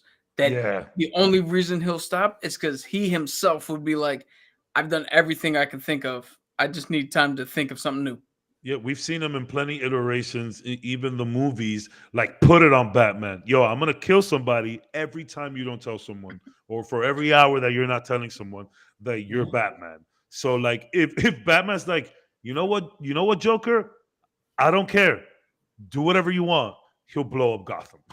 He'll blow up Gotham. Now, if the Joker's in Belle Reve or in Arkham Asylum and he's yapping, you can ignore him in there. Go first. But if he's out on the streets, Don't ignore him. I don't think it's a smart idea. Graves will be filled. You know what I'm saying? Yeah. So one of the lines in that Injustice cartoon is the Joker says, "I got tired of always losing to you, Batman, so I decided to play the game on easy mode and go after the Superman." And that's when he killed Lois Lane. And I was like, is Batman really the hard mode in this and Superman's the easy mode? No, the point is, you see the way Superman reacted. Yeah, That's the so thing. He was like, yo, it's easier to get him to snap than you. Pretty much it. Kind of love Here's my thesis. Here's my grand thesis if we were going to college and getting a doctorate in this. My thesis is the Joker made Superman kill his wife and unborn child. So then Superman snapped, killed the Joker. My thesis is that is a normal human fucking response. yeah. And I believe that if it was the other way around and the Joker made Batman kill Talia and Damian, that Batman's response would be non-human and he would be, well, I can't kill him, so let me put him in. Thus, bringing into question, did you ever really care? There's got to be somebody. And I think this is maybe what Joker's fucking trying to fish for. Yeah. There's got to be somebody who could push you to that point. Would it Because be if there's Catwoman? nobody that could push you to that point, you're just as bad as the Joker. You have nobody you give a shit about. He acts like he gives a shit about them. I don't know. That is also very funny to say because it's like, yes, he wasn't your son, but I mean, he was your son, Jason Todd. You know what I mean? And that's the cool shit about Under the Red Hood. Jason Todd tells him like, yo, it's not even about you. Like, I forgave you for not making it on time. Like, that's fine. You didn't make it. I died. The real problem is, why is this motherfucker still alive? That like, when I heard that for the first time, I was like, yeah. Like, bro, this kid literally just said that he doesn't care. Like, yeah, you're human. You messed up, but like, this kid is still alive. Why? So it's just a weird question. I mean, obviously, we know the answer is, you can't. Well, let me not even say that. So would it have been weird? Okay. So, next question. Would it have been weird if we actually do get Batman killing the Joker and then they just Lazarus pit him back? Would that be weird? Well, funny. It's funny because I remember once I attempted to write a Batman story. Horrible, by the way. You did I Batman attempted to write a Batman fanfic? story. Yes, I tried to. Are those documents still around? I think I have them somewhere. I should have it somewhere. Have it Yo, saved somewhere. So anyway, my whole thing was literally because I was knee deep. I'm making you read that shit on a podcast. It's a Welcome Back Frank, Welcome Back Frank Punisher run, right? Like, yo, I like Psyche was all about that life, right? And I was like, yo, what if the one guy who can do it easily does it to the guy who needs to do it? Hence, Batman's the Joker, right? Yeah. But then Black Mask goes, yo, I need something done so outrageous that only one psychopath can get it. Body out the morgue, into the Lazarus pit. You know what I'm saying? And Raish is like, yo, so I can do whatever I want in Gotham, right? If you stand in my way, I'll send them after you. But Joker comes out, murks everybody in sight. Because now he's more batshit than he was before. This is a Lazarus pit Joker. Absolutely. Terrifying. You know, he's lasered up now at this point. Yeah. So now it's over for everybody. I got about, I want to say pages in till I was, damn, I kind of Superman myself. I put myself into a corner. I was like, shit, what am I going to do now? So, but my idea was, out of everybody in the DC universe, the only person Black Mask could think of that was like, yo, the only person that can fucking do this is the Joker. But he's dead. And then when the assistant goes, what about the Lazarus pit? Right there he goes to the morgue. Right away. You know what I'm saying? Like Batman threw a batarang and went right through his heart, and then he pushed it in more on some, you're dead. Oh, here we go, Lam. I'm about to shut you down right now. Well, not really shut you down. I mean, it's your story, but what I was asking about, I see here a headline on screen rant. Mm-hmm. Batman once brought the Joker back from the dead with the Lazarus pit. I think he needed him to complete a mission. Somebody was missing with Roz. Here's the thing. Why? I have two questions. One, is that main run Batman, or is that some weird one of these offshoots? That's one of the offshoots. It's one of the million offshoots. It's one of the million offshoots. Is this before or after the Joker has overstepped his life card? Jason Todd and Barbara thing? Yeah. Because if it's before, I'm hoping it's before. I can't see that right now, but let me see. Again, if he does that, right, and they bring him back, that is a function of writers, and that is a function of, for some reason, comics and the majority of comic book fans hate new shit. Yep, absolutely. So they just stick with the same old fucking shit from here into eternity, and we can't chalk that one up to Batman. But if Batman brings him back, then I'm vindicated, and he is the shittiest fucking hero ever written. No. And I mean, we said it at the beginning of this. The real reason why Batman doesn't kill Joker is because we need to sell comics. Like, we know that, y'all. Yeah. We know that. But we want to look at it from a deeper level. And there's a lot of shit to read here. I'm not going to bore anybody with it. But I'm thinking, based on what I see, it looks like it's before all of that stuff. Yeah. Yo, can you imagine? Can you imagine this? Batman finally snaps. And on television, just not simple kill the Joker, like overboard kills the Joker. To the point where even the villains are like, yo, damn, Bat, there's something wrong with him. I like that. Then we get fucking a peace in Gotham like we've never gotten. Because now all the villains are like, yo, if we overstep, he's going to do that shit to us. Mm-hmm. So they lay low and let him calm down.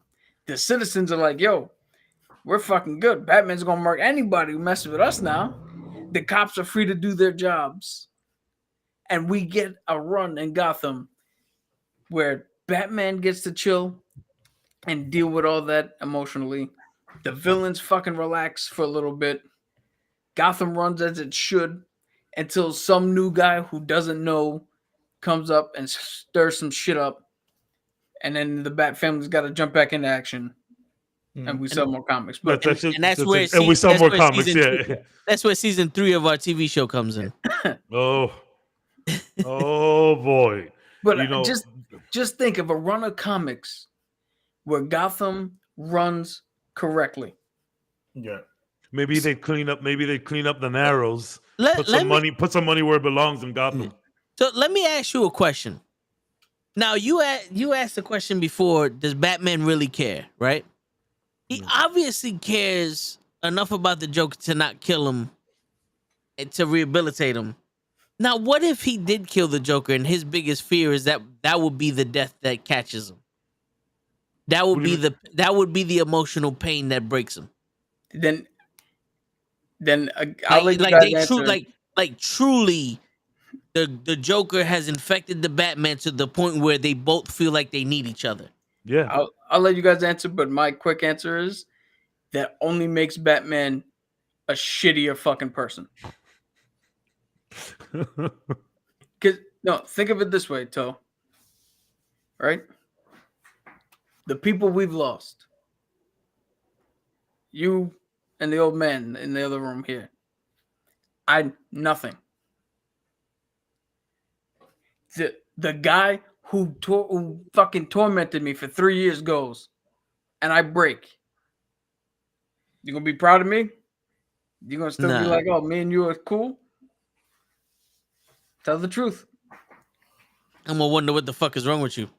Exactly. Now you guys can throw your. I mean, so I actually had it wrong. I thought when Cap was saying that he doesn't care, I thought he was talking about like the Bat family. That it's like, these things have happened to these people and you still haven't done anything to Joker. So like, do you even care? That's how I okay. That's Okay. that's what I was saying. So can you ask your question again, Toe?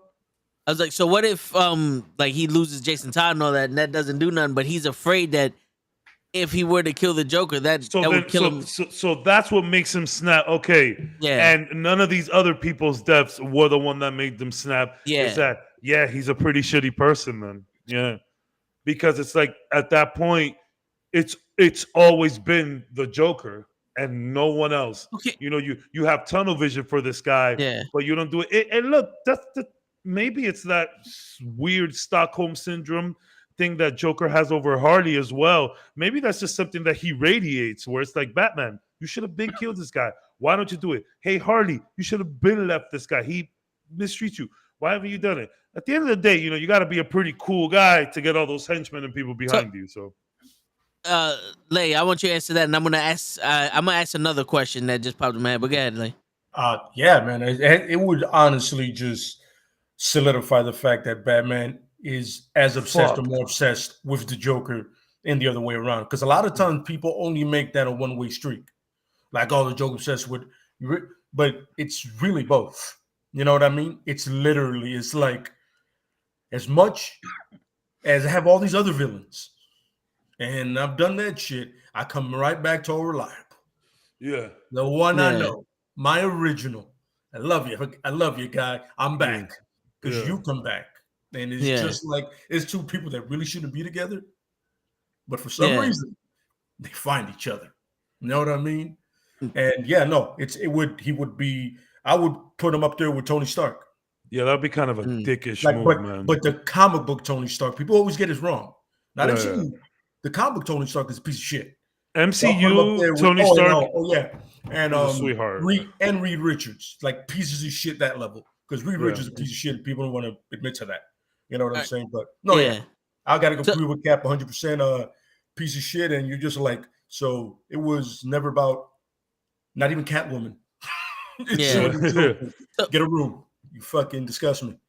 All right, so now we all know the four of us, and even with Show here, we're human beings, and we have a level of psychology that is greater than most when it comes to thinking of characters that we grew up with, because we know them better than we know most people. Now imagine if the reason why the death of the Joker would be harder on Batman than the death of any other person is because he connects the Joker to the person that killed his family, that killed his mother and father. And the reason why he never kills the Joker and he always puts the Joker away is because that's him putting away the guy who killed his mother and father. It's almost like every time I stop the Joker, I stop this dude from killing my mother and father.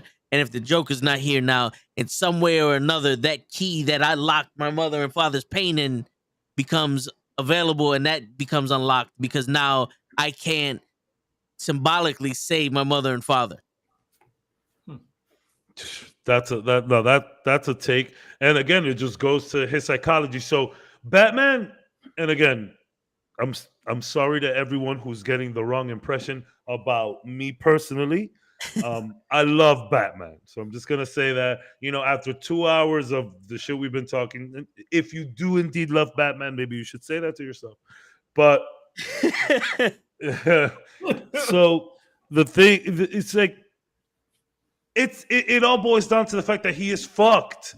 Batman maybe has the worst case of Stockholm's or whatever the thing is. Yo, Ledge just disappeared. Yeah. He did. Yo, Batman just came. Batman just dropped. Yo, that was the freakiest shit. Yo, Led, you literally, your camera cut as you walked out, so it just looked like you vanished. Yo, Yeah. funny.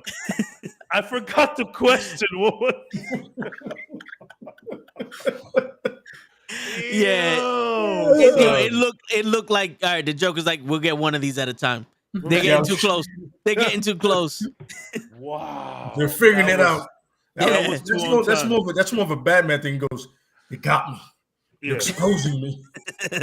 Oh yeah, so I know. Yeah, but yeah, I know what you were saying. So yeah, he's messed up in all senses of everything. And you know what? That is actually a good take. That maybe he does tie this back to his parents. So it's like he's so greedy with the Joker, but he doesn't want to do anything about it. Which, just to put it in layman's term and not keep beating a dead horse at this point, the dude is just effed. He's effed. Batman is really messed up. It's unfortunate, and he decides to use it to save people in his own weird way, even though you should be saving the people you love by taking out Joker. But it's the complexity of his character. The reason Batman has been around since 30? Since the 1940s? The reason he's been around so long is because he doesn't kill the Joker. That's it.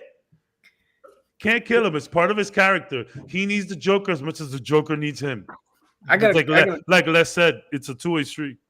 I got a question for you, So if your question posits that Batman is using the constant arresting, locking him up, arresting him again scenario to constantly play out a superhero scenario where he saves his mom and dad in that alley. Some really fucked what up the shit. fuck is he doing with the other villains then? Yeah. Is that only with the Joker? Yeah. Are you not fighting the other fucking villains? And to answer your question, but I'll give you time to think about that. To answer your question, for me, so he's gonna finally deal with that trauma? Okay. About time. Yeah. By the way, I want to go back to the point I made a while back. His family knows one of the best or probably only psychologists in Gotham. What the fuck, dude? You go visit her hospital where your parents were killed. Go in there and deal with it. Talk to somebody. As paid as yours, she'll do it on the house. She loves you. You want to sit down and we can talk about this. I've known you since you were, batshit. Now you're really batshit. You're standing out here next to me in the back. Nobody else sees the insanity here. Nobody sees this? Come on. But I'm sorry, as you were saying, I digress. No, and I'm sorry before you go. It's funny because in that episode of Batman animated series, when he's talking, you almost got me or whatever. Oh, you almost got him. Yeah. He's dressed up as Croc, but I know he's probably just looking at Joker like, maybe I should have put on some. Maybe I should have taken you out, and maybe I could have put on your clothes today and be here. That's funny that he dresses up as Croc. It's so weird. It's But I funny, like that dude. episode. It's a It's good kind of like episode. what Cap led to, right? Yo, you can plan all that with the cops. So elaborate, You- and you just yeah. And now with one grappling hook, you can't hang this dude off a Yeah. Gotham skyscraper? Oh, done. Game. Because that shit hooks around Big everything. food in the building. What's up, brother? I'm sorry, as you were saying, Joe, I'm sorry. I digress. Because now I'm thinking about all the ways he could have killed this dude. Yeah, could have been done it. There's so much ooze laying around in Gotham. You could have just pushed this motherfucker over some, which in one of his iterations, this does happen. People fall into this random ooze and they just seem to make it out alive. And like, no one uses this ooze for anything to just have it there for people to fall into, bro. Yeah. That's another thing. They never explain what that chemical is for. That's true. Gotham is just a bunch of warehouses with that green chemical, bro. Yo. It's insane. You know what Gotham is? To go for your point, Caps, Gotham is a place that throws you a scenario and you either become part of the Bat family or you become a villain. Yeah. That's it. There's no between. There's no in between. There's no in between. Fucking Batman just holding tryouts outside his house. People holding pamphlets. It said 3 p.m. Yeah. One of the requirements is you have to have a cool name. Yeah, Batman's like this. It's like, well, I've heard he fell off the jungle gym. He's clearly a henchman for Two-Face. Yeah. But to answer your question real quick, Cap, it's like what is he thinking about the other villains? Yeah. Now, from what I understand from you, the Riddler was there to attack to prove that he was a better detective than Batman. Bane was there to prove that he was more superior in any other way. The Penguin was just a thief. The Two-Face was a friend that's schizophrenic or whatever the case may be. The Joker is attacking his city. The Joker wants chaos. The Joker wants to destroy Gotham. He doesn't give a shit. In the eyes of Bruce Wayne, the baby Bruce Wayne, he conceptualized the man who killed his mother and father. This is a guy that just wanted chaos and killed my mother and father. He killed the two people that I care about. Bruce Wayne, Batman, cares about Gotham. Here goes a man that's trying to kill what he cares about. You know what I'm saying? Where it's not a challenge from these other people. He's doing the same shit the guy who killed my parents is doing, but to the city. When you guys go back and forth, I just like with the popcorn, bro. For real, you guys make really good points, man. For real. Yeah. Thank you. Yes, really good point. As you guys we just brought out Coot. Yo, son, I they can't stay here. I'll be on some step. Go ahead. Sorry. So, to counter your point there, Batman needs to actually deal with his shit, because if he looks at that situation logically, the guy who robbed his mom and dad was looking for her pearls and whatever else they had. So he in fact acts more like the other villains and less like the Joker. So if he was able to get help and actually work through his shit, he'd be way less obsessed with the Joker. No, that's true. But remember what I said was he perceived. No, that's what I'm saying. He needs to work it out because he's seeing the wrong information. Now, this is also where you come in with how Gotham failed Bruce, is because he can't work out his demons, because everywhere he looks, there's someone trying to, his demons are there destroying Gotham. Yeah, like I've said, personal shit aside, the true failure is the systems in place in Gotham that are supposed to help prevent, cure, whatever you want to say. That's the true failures. That's why that's why Superman seems to be in a better position. Crime is down. The cops, nobody except for Lex Luthor, nobody else seems to be corrupt. The Flash has his city where his lab is integrated into helping with technology and medicine and all this other shit. Like Bloodhaven is a little bit better. Yeah, We need better. We need better. We need better welfare and like benefits in Gotham because it's just too easy No. to sway people to the other side. It's too much. I don't It's think too we much need- of a economy gap there, because you're mega rich with the Waynes, or you're poor in the ghetto. Or you're in It's the like, narrows. Yeah, yeah. that's what it's like. Yo, what? $50 to get the Batman? Sure thing, copper. You know what I'm saying? Like, like damn. And again, of course, I'm gonna keep reiterating it because I don't want anybody to come in here out of context and be like, "Oh, they're just selling comics." Like, yes, we know that, but if you were to think about it, like, yeah, again, that's what I said at the beginning. Like, damn, son, Gotham, bro, let's up the security. Let's get some people because if he would have, I understand he escapes 1 or 2 times, but this is the most intense game of Tom and Jerry you'll ever see in your life. Yeah. They both need each other to feel better about themselves. They're both bullies and friends to each other. Well, not friends, but like Frenemies. I guess, yeah, you can say that. But That's yeah, the like closest we can say. yeah, that's just what they are. They both need each other. They both hate each other. They both kind of like each other. I think Joker really likes Batman a lot more than Batman likes him, though. Nah, dude, I'm waiting for the issue where him and Batman just get a room together. Friendship, yeah. I'm just saying, to Batman Bruce Wayne out there, they have therapy online. You can do it on your phone as an app. You type in your responses, you verbalize them, deal with your shit, bro. Yeah, Michael Phelps does it. If I could get a break, like with Batman, there's no issues for a while. Because first of all, he has like 8 issues at the same time, 8 different things going on. Yeah, where he's actually dealing with his shit, and now he's choosing to be Batman. At least I know where you stand. Yeah, you resolve your issues. You just want to do this. I would take a. Do you guys seen Streets of Rage 4 that just dropped not too long ago? Whatever, old school beat 'em up type of game. I would take a beat 'em up duo team up game where Batman puts this guy in the Lazarus pit for whatever the reason, and Joker comes back and he's actually a little decent. It's like, whoa, okay, Joker, you're kind of cool. And they just kind of team up and kick everyone's ass.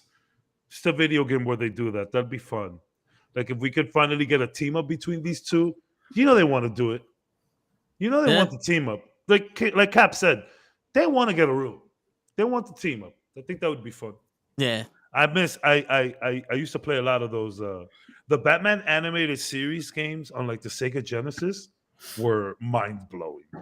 Those were some crazy graphics. I was like, oh my god, it looks just like the animated cartoon. No, it didn't. But it looked really good. I miss those games. Sorry, I went on a video game rant. No, it's all good. It's all It good. happens.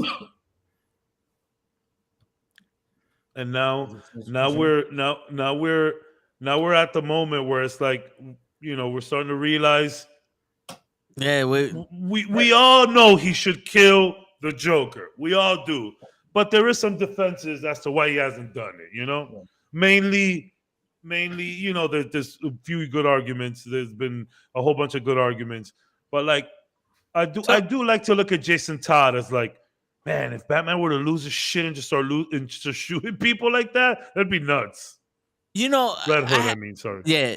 I have a question now. Is it his morals that's preventing him from killing the Joker, or is it something else? Because I have a feeling that if we had this discussion and we said, how come Captain America doesn't kill the Red Skull, it would be a totally different discussion based off of who Cap is. Are you saying that Batman could lift Mjolnir?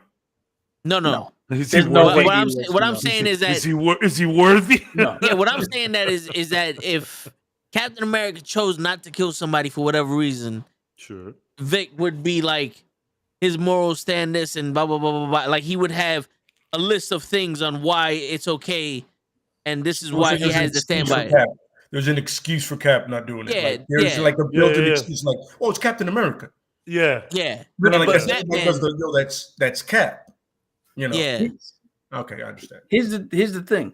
I think there's a difference because if Captain America straight up just goes, you know what? Fuck the Red Skull, shield straight through the throat and decapitates him, nobody's gonna bat an eye because Cap has never said, "I refuse to."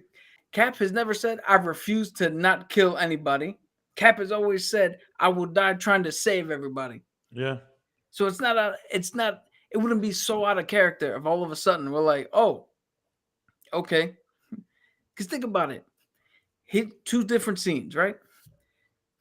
Batman goes in Batman v Superman. Batman goes into the warehouse, right? The best scene there.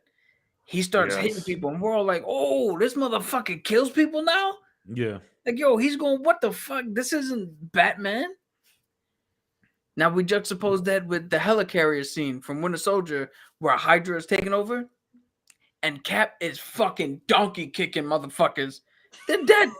He's killing the helicarrier. Yeah. And nobody says shit about it. So well, you have to see the difference in origins. First of all, Cap is a soldier, you know. That's what I was gonna say. Yeah, he's a soldier. Like, essentially, you've been killing people forever. I signed up to pretty much do that. To kill Nazis. Yeah, this is what I do. Yeah. Do I want to? No, but I'm here. I'm good at it, and I'm gonna do it to end this war. And guess who's the biggest Nazi of all? That dude with the red skull. Huh? You know what I'm saying? Batman, on the other hand, is a citizen. By the way, Batman's citizen's arrest is amazing. Always been a vigilante. He's always been a vigilante as opposed to Cap, who's actually a war hero, a hero. Yes. Yeah. You know what I'm saying? And like anybody would vote, like in that universe, anybody would vote for Cap to be president, which they've done before. Nobody goes, "Yo, you should be the mayor of Gotham to bat." They go, we've seen your policies. I just looked it up, and roughly about 151 people Cap has killed. Body count. And we're just talking about like 4 soldiers, shield smash, randos, yeah. 3 soldiers kick the throne. Like shit he does normally. Like, yeah, just like combat. I'm convinced Cap absolutely over the Muay Thai because he does the teep kick all the time. He teep kicks the shit out of everybody into cars, off the helicarrier, into people. I'm just saying, just throwing it out there. But yeah, I mean, it would, like he said, I'm not gonna bat an eye if Cap kills somebody. I go, he's a soldier. He's done it. Batman, I'd be like, well, okay, hold up, time out. The first time I read that Batman killed somebody, I was like, wait a minute, is this the right comic? Yeah, Bruce. Like I know what I'm reading. Yeah, you know what I mean. When he pulled that gun, nobody. The same thing with Superman. I was like, well, this is dark. You know what I'm saying? Yeah. You know, so yeah, there's certain people you don't expect it from. Like, look, how Kyle Rayner, that Green Lantern, I would never expect him to kill somebody. John Stewart, I would completely expect him to kill somebody because he understands. Hal Jordan? No, Hal Jordan. I would have completely. They understand that sometimes you have to go that extreme. You know what I mean? Like I said, Wonder Woman wouldn't bat an eye. You'd be surprised if she let somebody live. Absolutely correct. She was brought up to kill. Amazon the warriors. They murk all day, every day. Yo, you know what I'm saying? Right here. See, this is the thing, right? In the comics, in the aftermath of 9/11, they did a comic book run where they sent Captain America against I'm assuming it's a fictional terrorist who did it in the MCU. And the tagline is, America didn't kill him, I did. Whoa. See, it's not outside of the realm of this shit happens, they overstep, and you got to do what you got to do. Mm-hmm. But as you can tell with Cap, what do you call it? Nobody thinks of Cap as a killer or a vigilante because he knows where that line is. Absolutely. He's not dealing with the same trauma, so he can logically go, Batroc the Leaper, I don't have to murk him. But the dude who took down the Twin Towers and did all the shit in the MC, in the Marvel comics, of course I'm gonna go get that motherfucker. Yeah. Why would I not? SEAL Team 6 is gonna go get him. I'm going with him. Like, I'm running point. Yeah, absolutely correct. I mean, it's classic. Same scenario, different person. You just like, I get this guy, don't get this guy. And it's really the way they wrote Batman right off the bat, like him not killing people, and it just through time, you're like, oh, this is how I know him. It's that simple. This is how I know you. Well, Yeah. I think, You know what I'm fun saying? fact, I think the original Batman, the one who carried the 45, actually yeah. did kill people. Oh yeah, yeah. And then they changed it because they wanted to make him a little more kid friendly. Yeah. Hey, because a guy in a giant bat suit, what is it friendly about that? Yeah. Word. that screams friendly to me. Hey, look at clearly he's a nice guy, not the guy in the red, white, and blue suit. Weirdo. Yeah, So, word. Weirdo. with your underwear outside. Yo, just Yeah. think about if Bruce Wayne was in the MCU and Thanos was his Joker. Just think about how stupid Endgame would have Oh my been. God. Where The Tony's world- like, the yo, wo- we got to bring everybody back. And Bruce is like, no, we can't kill him. Yeah. No, everyone is dust. It's just Batman, and that's it. He's just looking around like, man, I should have killed that guy. He said that was a bad call. And it's just like Batman Year One, but like Batman Year One, like the world starts over because everyone is gone. Like, yeah, I should have taken out Thanos. God damn it. You know, and it's funny because people are huge fans of his because he doesn't do it. You know, he doesn't kill or whatever, his moral code. I've always been a bigger fan of Batman because all the skills he learned, how good he's got is, how strong powers. he is. You know, yeah. Like I'm like I said, that my characters there's people I can relate to. I don't have the money, but everybody has the same 24 hours. You can learn whatever you want. You know what I mean? You could become as skilled as you want to be. You know what I mean? But his morality is trash. It counteracts the morality of my favorite character. So you're like, my man, he would have dealt with that shit that same day. This clown got to die. 2 in the brain. On to the next. Funny. You know what I why mean? I've never But been a fan of it's him in that he needs that I don't know how to say it, that camaraderie, which is weird to say. It's like a camaraderie between them two. Yeah. It's so weird to say that, but you see it clear as day. You're like, wait, do you like this dude? Like, do you think he understands you? It's kind of like what Cap was saying, that chess match kind of thing. It's kind of like back when like in like old Hong Kong cinema and shit like that, like two warriors about to fight to the death, and the day before they're just chilling drinking tea, you know, like that type of shit. Absolutely, yeah. You know, but just 2 real psychopaths, one sociopath and another psychopath. A fully functional sociopath, by the way, like Sherlock Holmes status. Yeah. Like that kind of guy. You know, but it was just It's I got some weird camaraderie. I just realized, I'm thinking in my head, damn, that's really weird. No, it is. It's, but people, I don't know. Other people love it. I don't. You know what I'm saying? Yeah. Yeah, I've never liked Batman for this reason. Tony Stark is a genius fucking billionaire, but he is still on the same level as all the other heroes. And the ones who are mega powered, like the cosmic heroes and shit like that, he knows where his place is. Batman is a genius level fucking billionaire. And somehow, not a goddamn person in the world could stop him. He's got a way to stop every single person, and none of them can touch it. What? Get the fuck out of here. Well, that's what happens when you do your homework. He's the Batman. Yeah, true. Yeah, no, because who like in all honesty, time. in all honesty, Wonder Woman, I'm just gonna kill him with my fighting ability. Superman, I could just break his fucking back. Flash is like I can phase through him. Batman's on some more. I don't have any of that. I gotta come up with a logical plan on how I'm gonna get this motherfucker dead. So let me ask you a question. So on a scale of 1 to 10, how much would you say you know me? To the point where if need be, you can stop me from doing some shit. I was like 8.5, 9. 8.5, 9, right? That's pretty good. 8.5, 9. If I just got up right now, walked into your room, and fucking snapped you right now, just snapped your neck, what good was all your preparation and your knowing shit? You can't prepare for random shit, and the Flash is fast enough to stop your random shit, because the Flash can travel at any point in time. Let's give some credit to the Bat, though. Let's give some credit. Yeah, but what?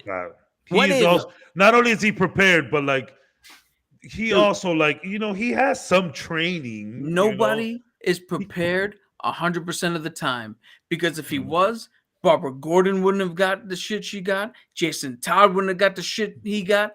You can't tell me he's not prepared enough to prevent shit in Gotham. But he can stop the Flash if he randomly rolls in here. He can stop Superman if he randomly rolls in here. He can just has see the wrong John priorities. if John goes fucking invisible. Get the fuck out of here. He just has the wrong priorities. It's kind of like the working man that works too much, and everyone in his job loves him, but then his family kind of like, "Hey man, where the fuck you been at?" It's literally what happens to Batman. Like he is great at his job, but he's terrible at everything else. Yo, I'm gonna take your analogy and go a step further. Yeah. Batman's the guy who works too much, neglects his own family, but when he does have a day off, he spends it with the neighbor. And the neighbor kids love him. Exactly. Exactly. It's funny.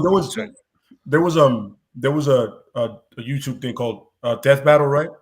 And they had one where it was Batman and Black Panther, and it was random. But the thing is, Batman wasn't ready for the vibranium. Yeah. So I see where Cap is coming from. It's like, yo, you don't know this metal. You don't know this opponent.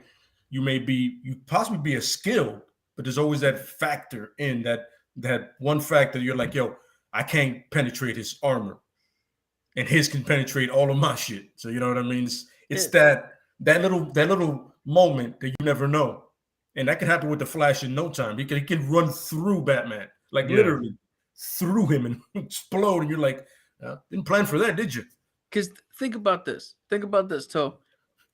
Right now, everybody should have a reasonable thought in their head that Batman has some sort of contingency. They might not know what it is, but everybody should know he's shown his hand enough that everybody should know, all right, he's got something on us. Which would mean if you're going to fucking snap and break, right, and you're not doing it pure off of emotion, like if you're truly just like, yo, I'm gonna do it, who's the first one you take out?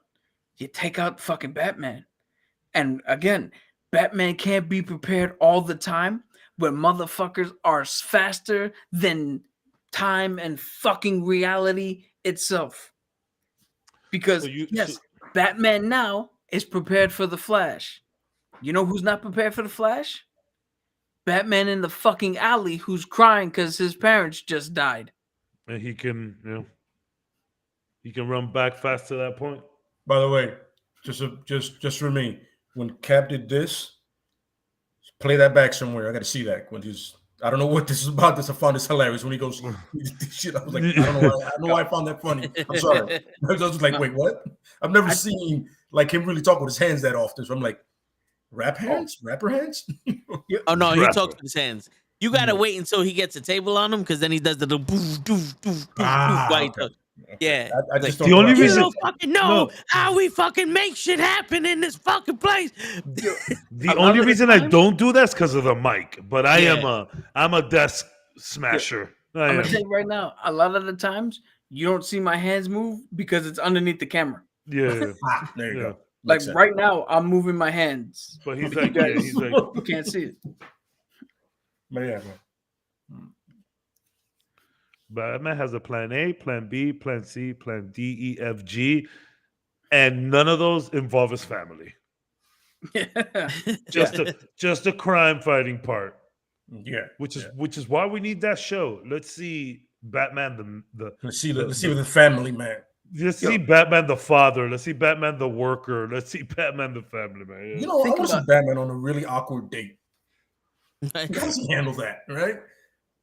Does he go full Batman and just like, I'm fucking done with this? Or he's also like, well, this isn't working out, is it?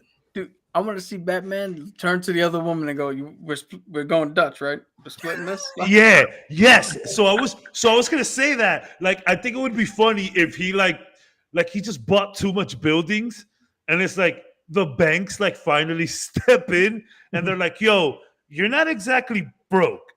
Yeah. But you definitely need to run shit by us nowadays. So like he ends up kind of like credit cards like maxed out and stuff. So he's like, yes, I'm a little broke. Just like, You're freaking Batman, bro. What are you talking about?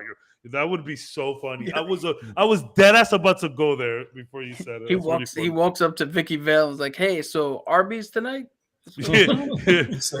Just bringing McDonald's for all the kids and shit.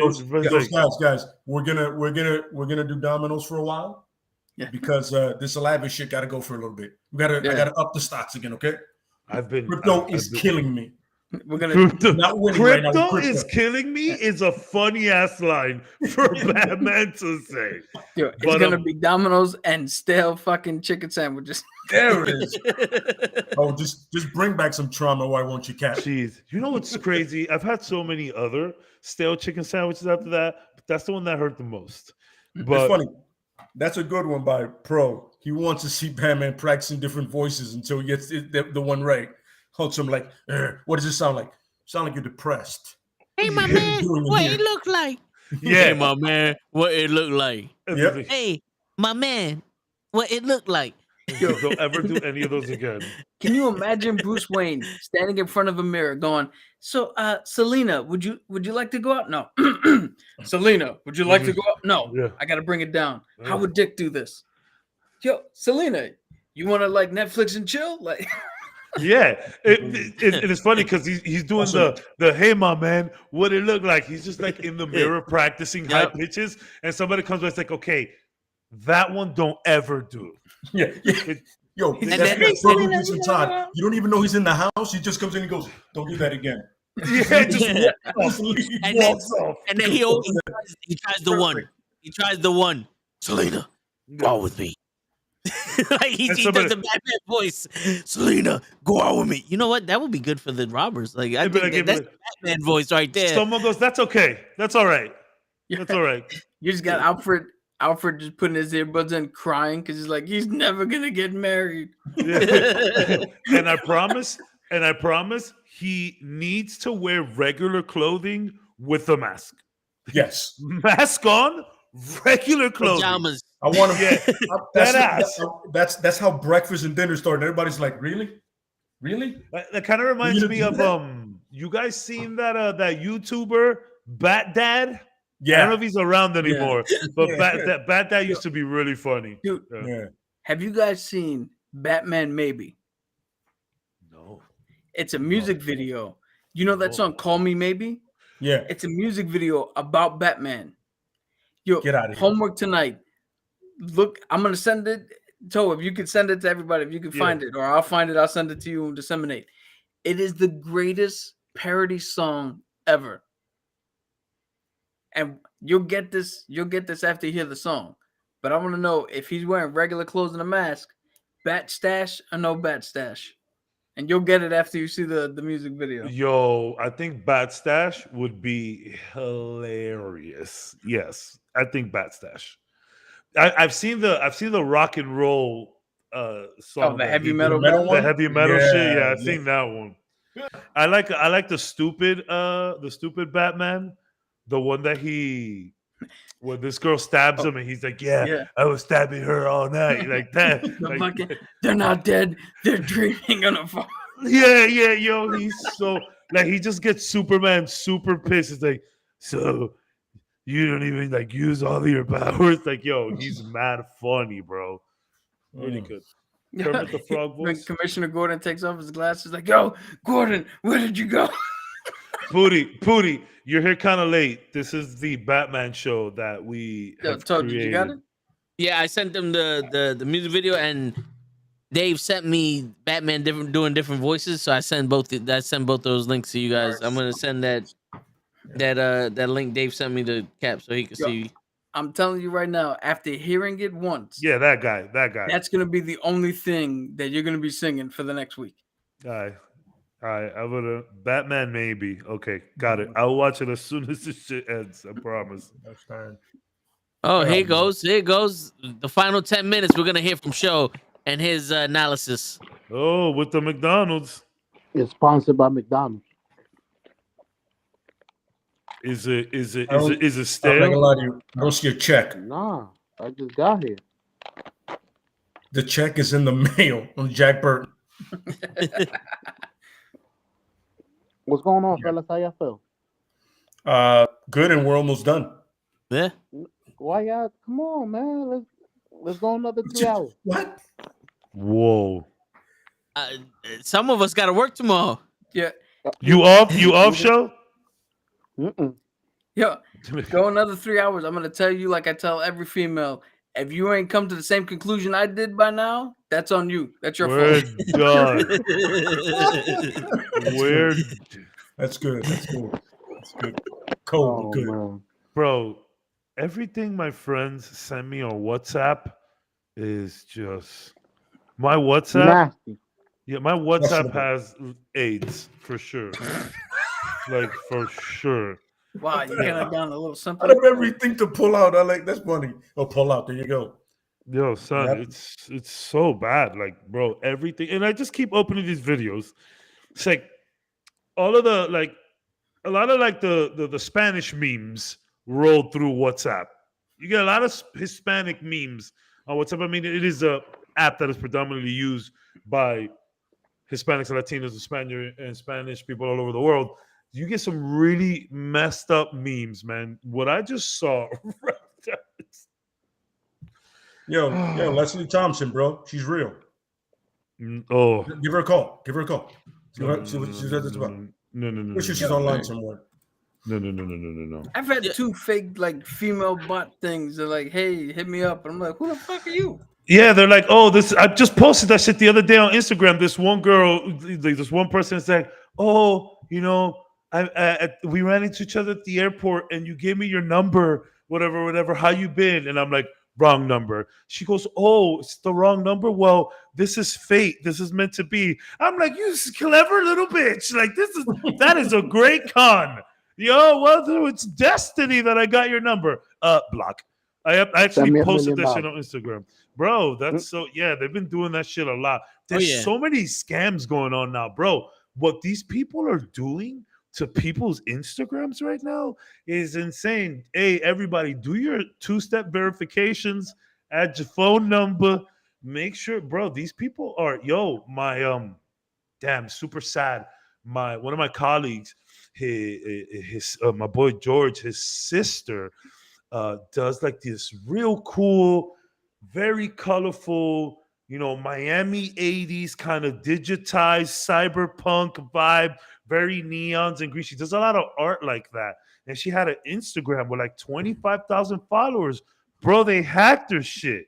And bro, they dead ass told her, we're not giving your account back and there's nothing you could do about it. And those accounts are high priority because they have tons of followers and they're not following nobody. An account with like 20,000 followers and you're only following like 500 people, you can sell that shit for a couple grand, maybe like one or two. Yeah. Or they have that other scheme now where it's like, oh, click here, send me $500 and, we'll make it 15,000.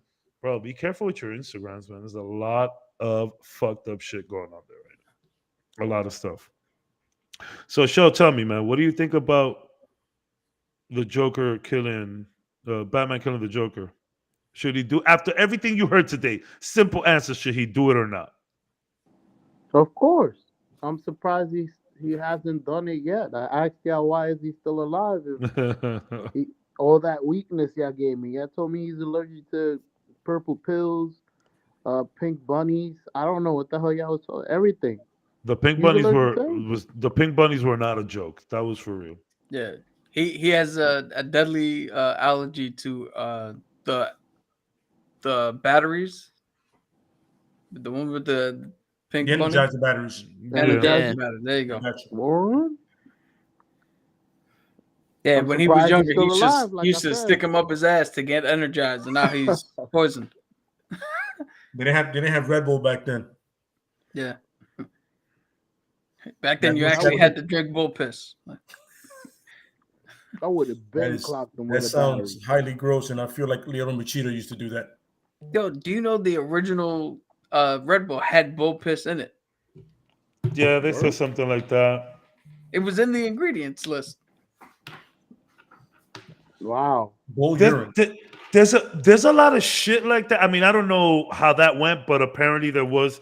But there's a lot of shit like that that does go through the through the different avenues and gets really messed up. Like, for example, I saw the shit the other day that someone told me, somebody posted it on the art Instagram that I have, and they were like, "Oh, I don't know why you guys drink coffee. Coffees have cockroaches in them."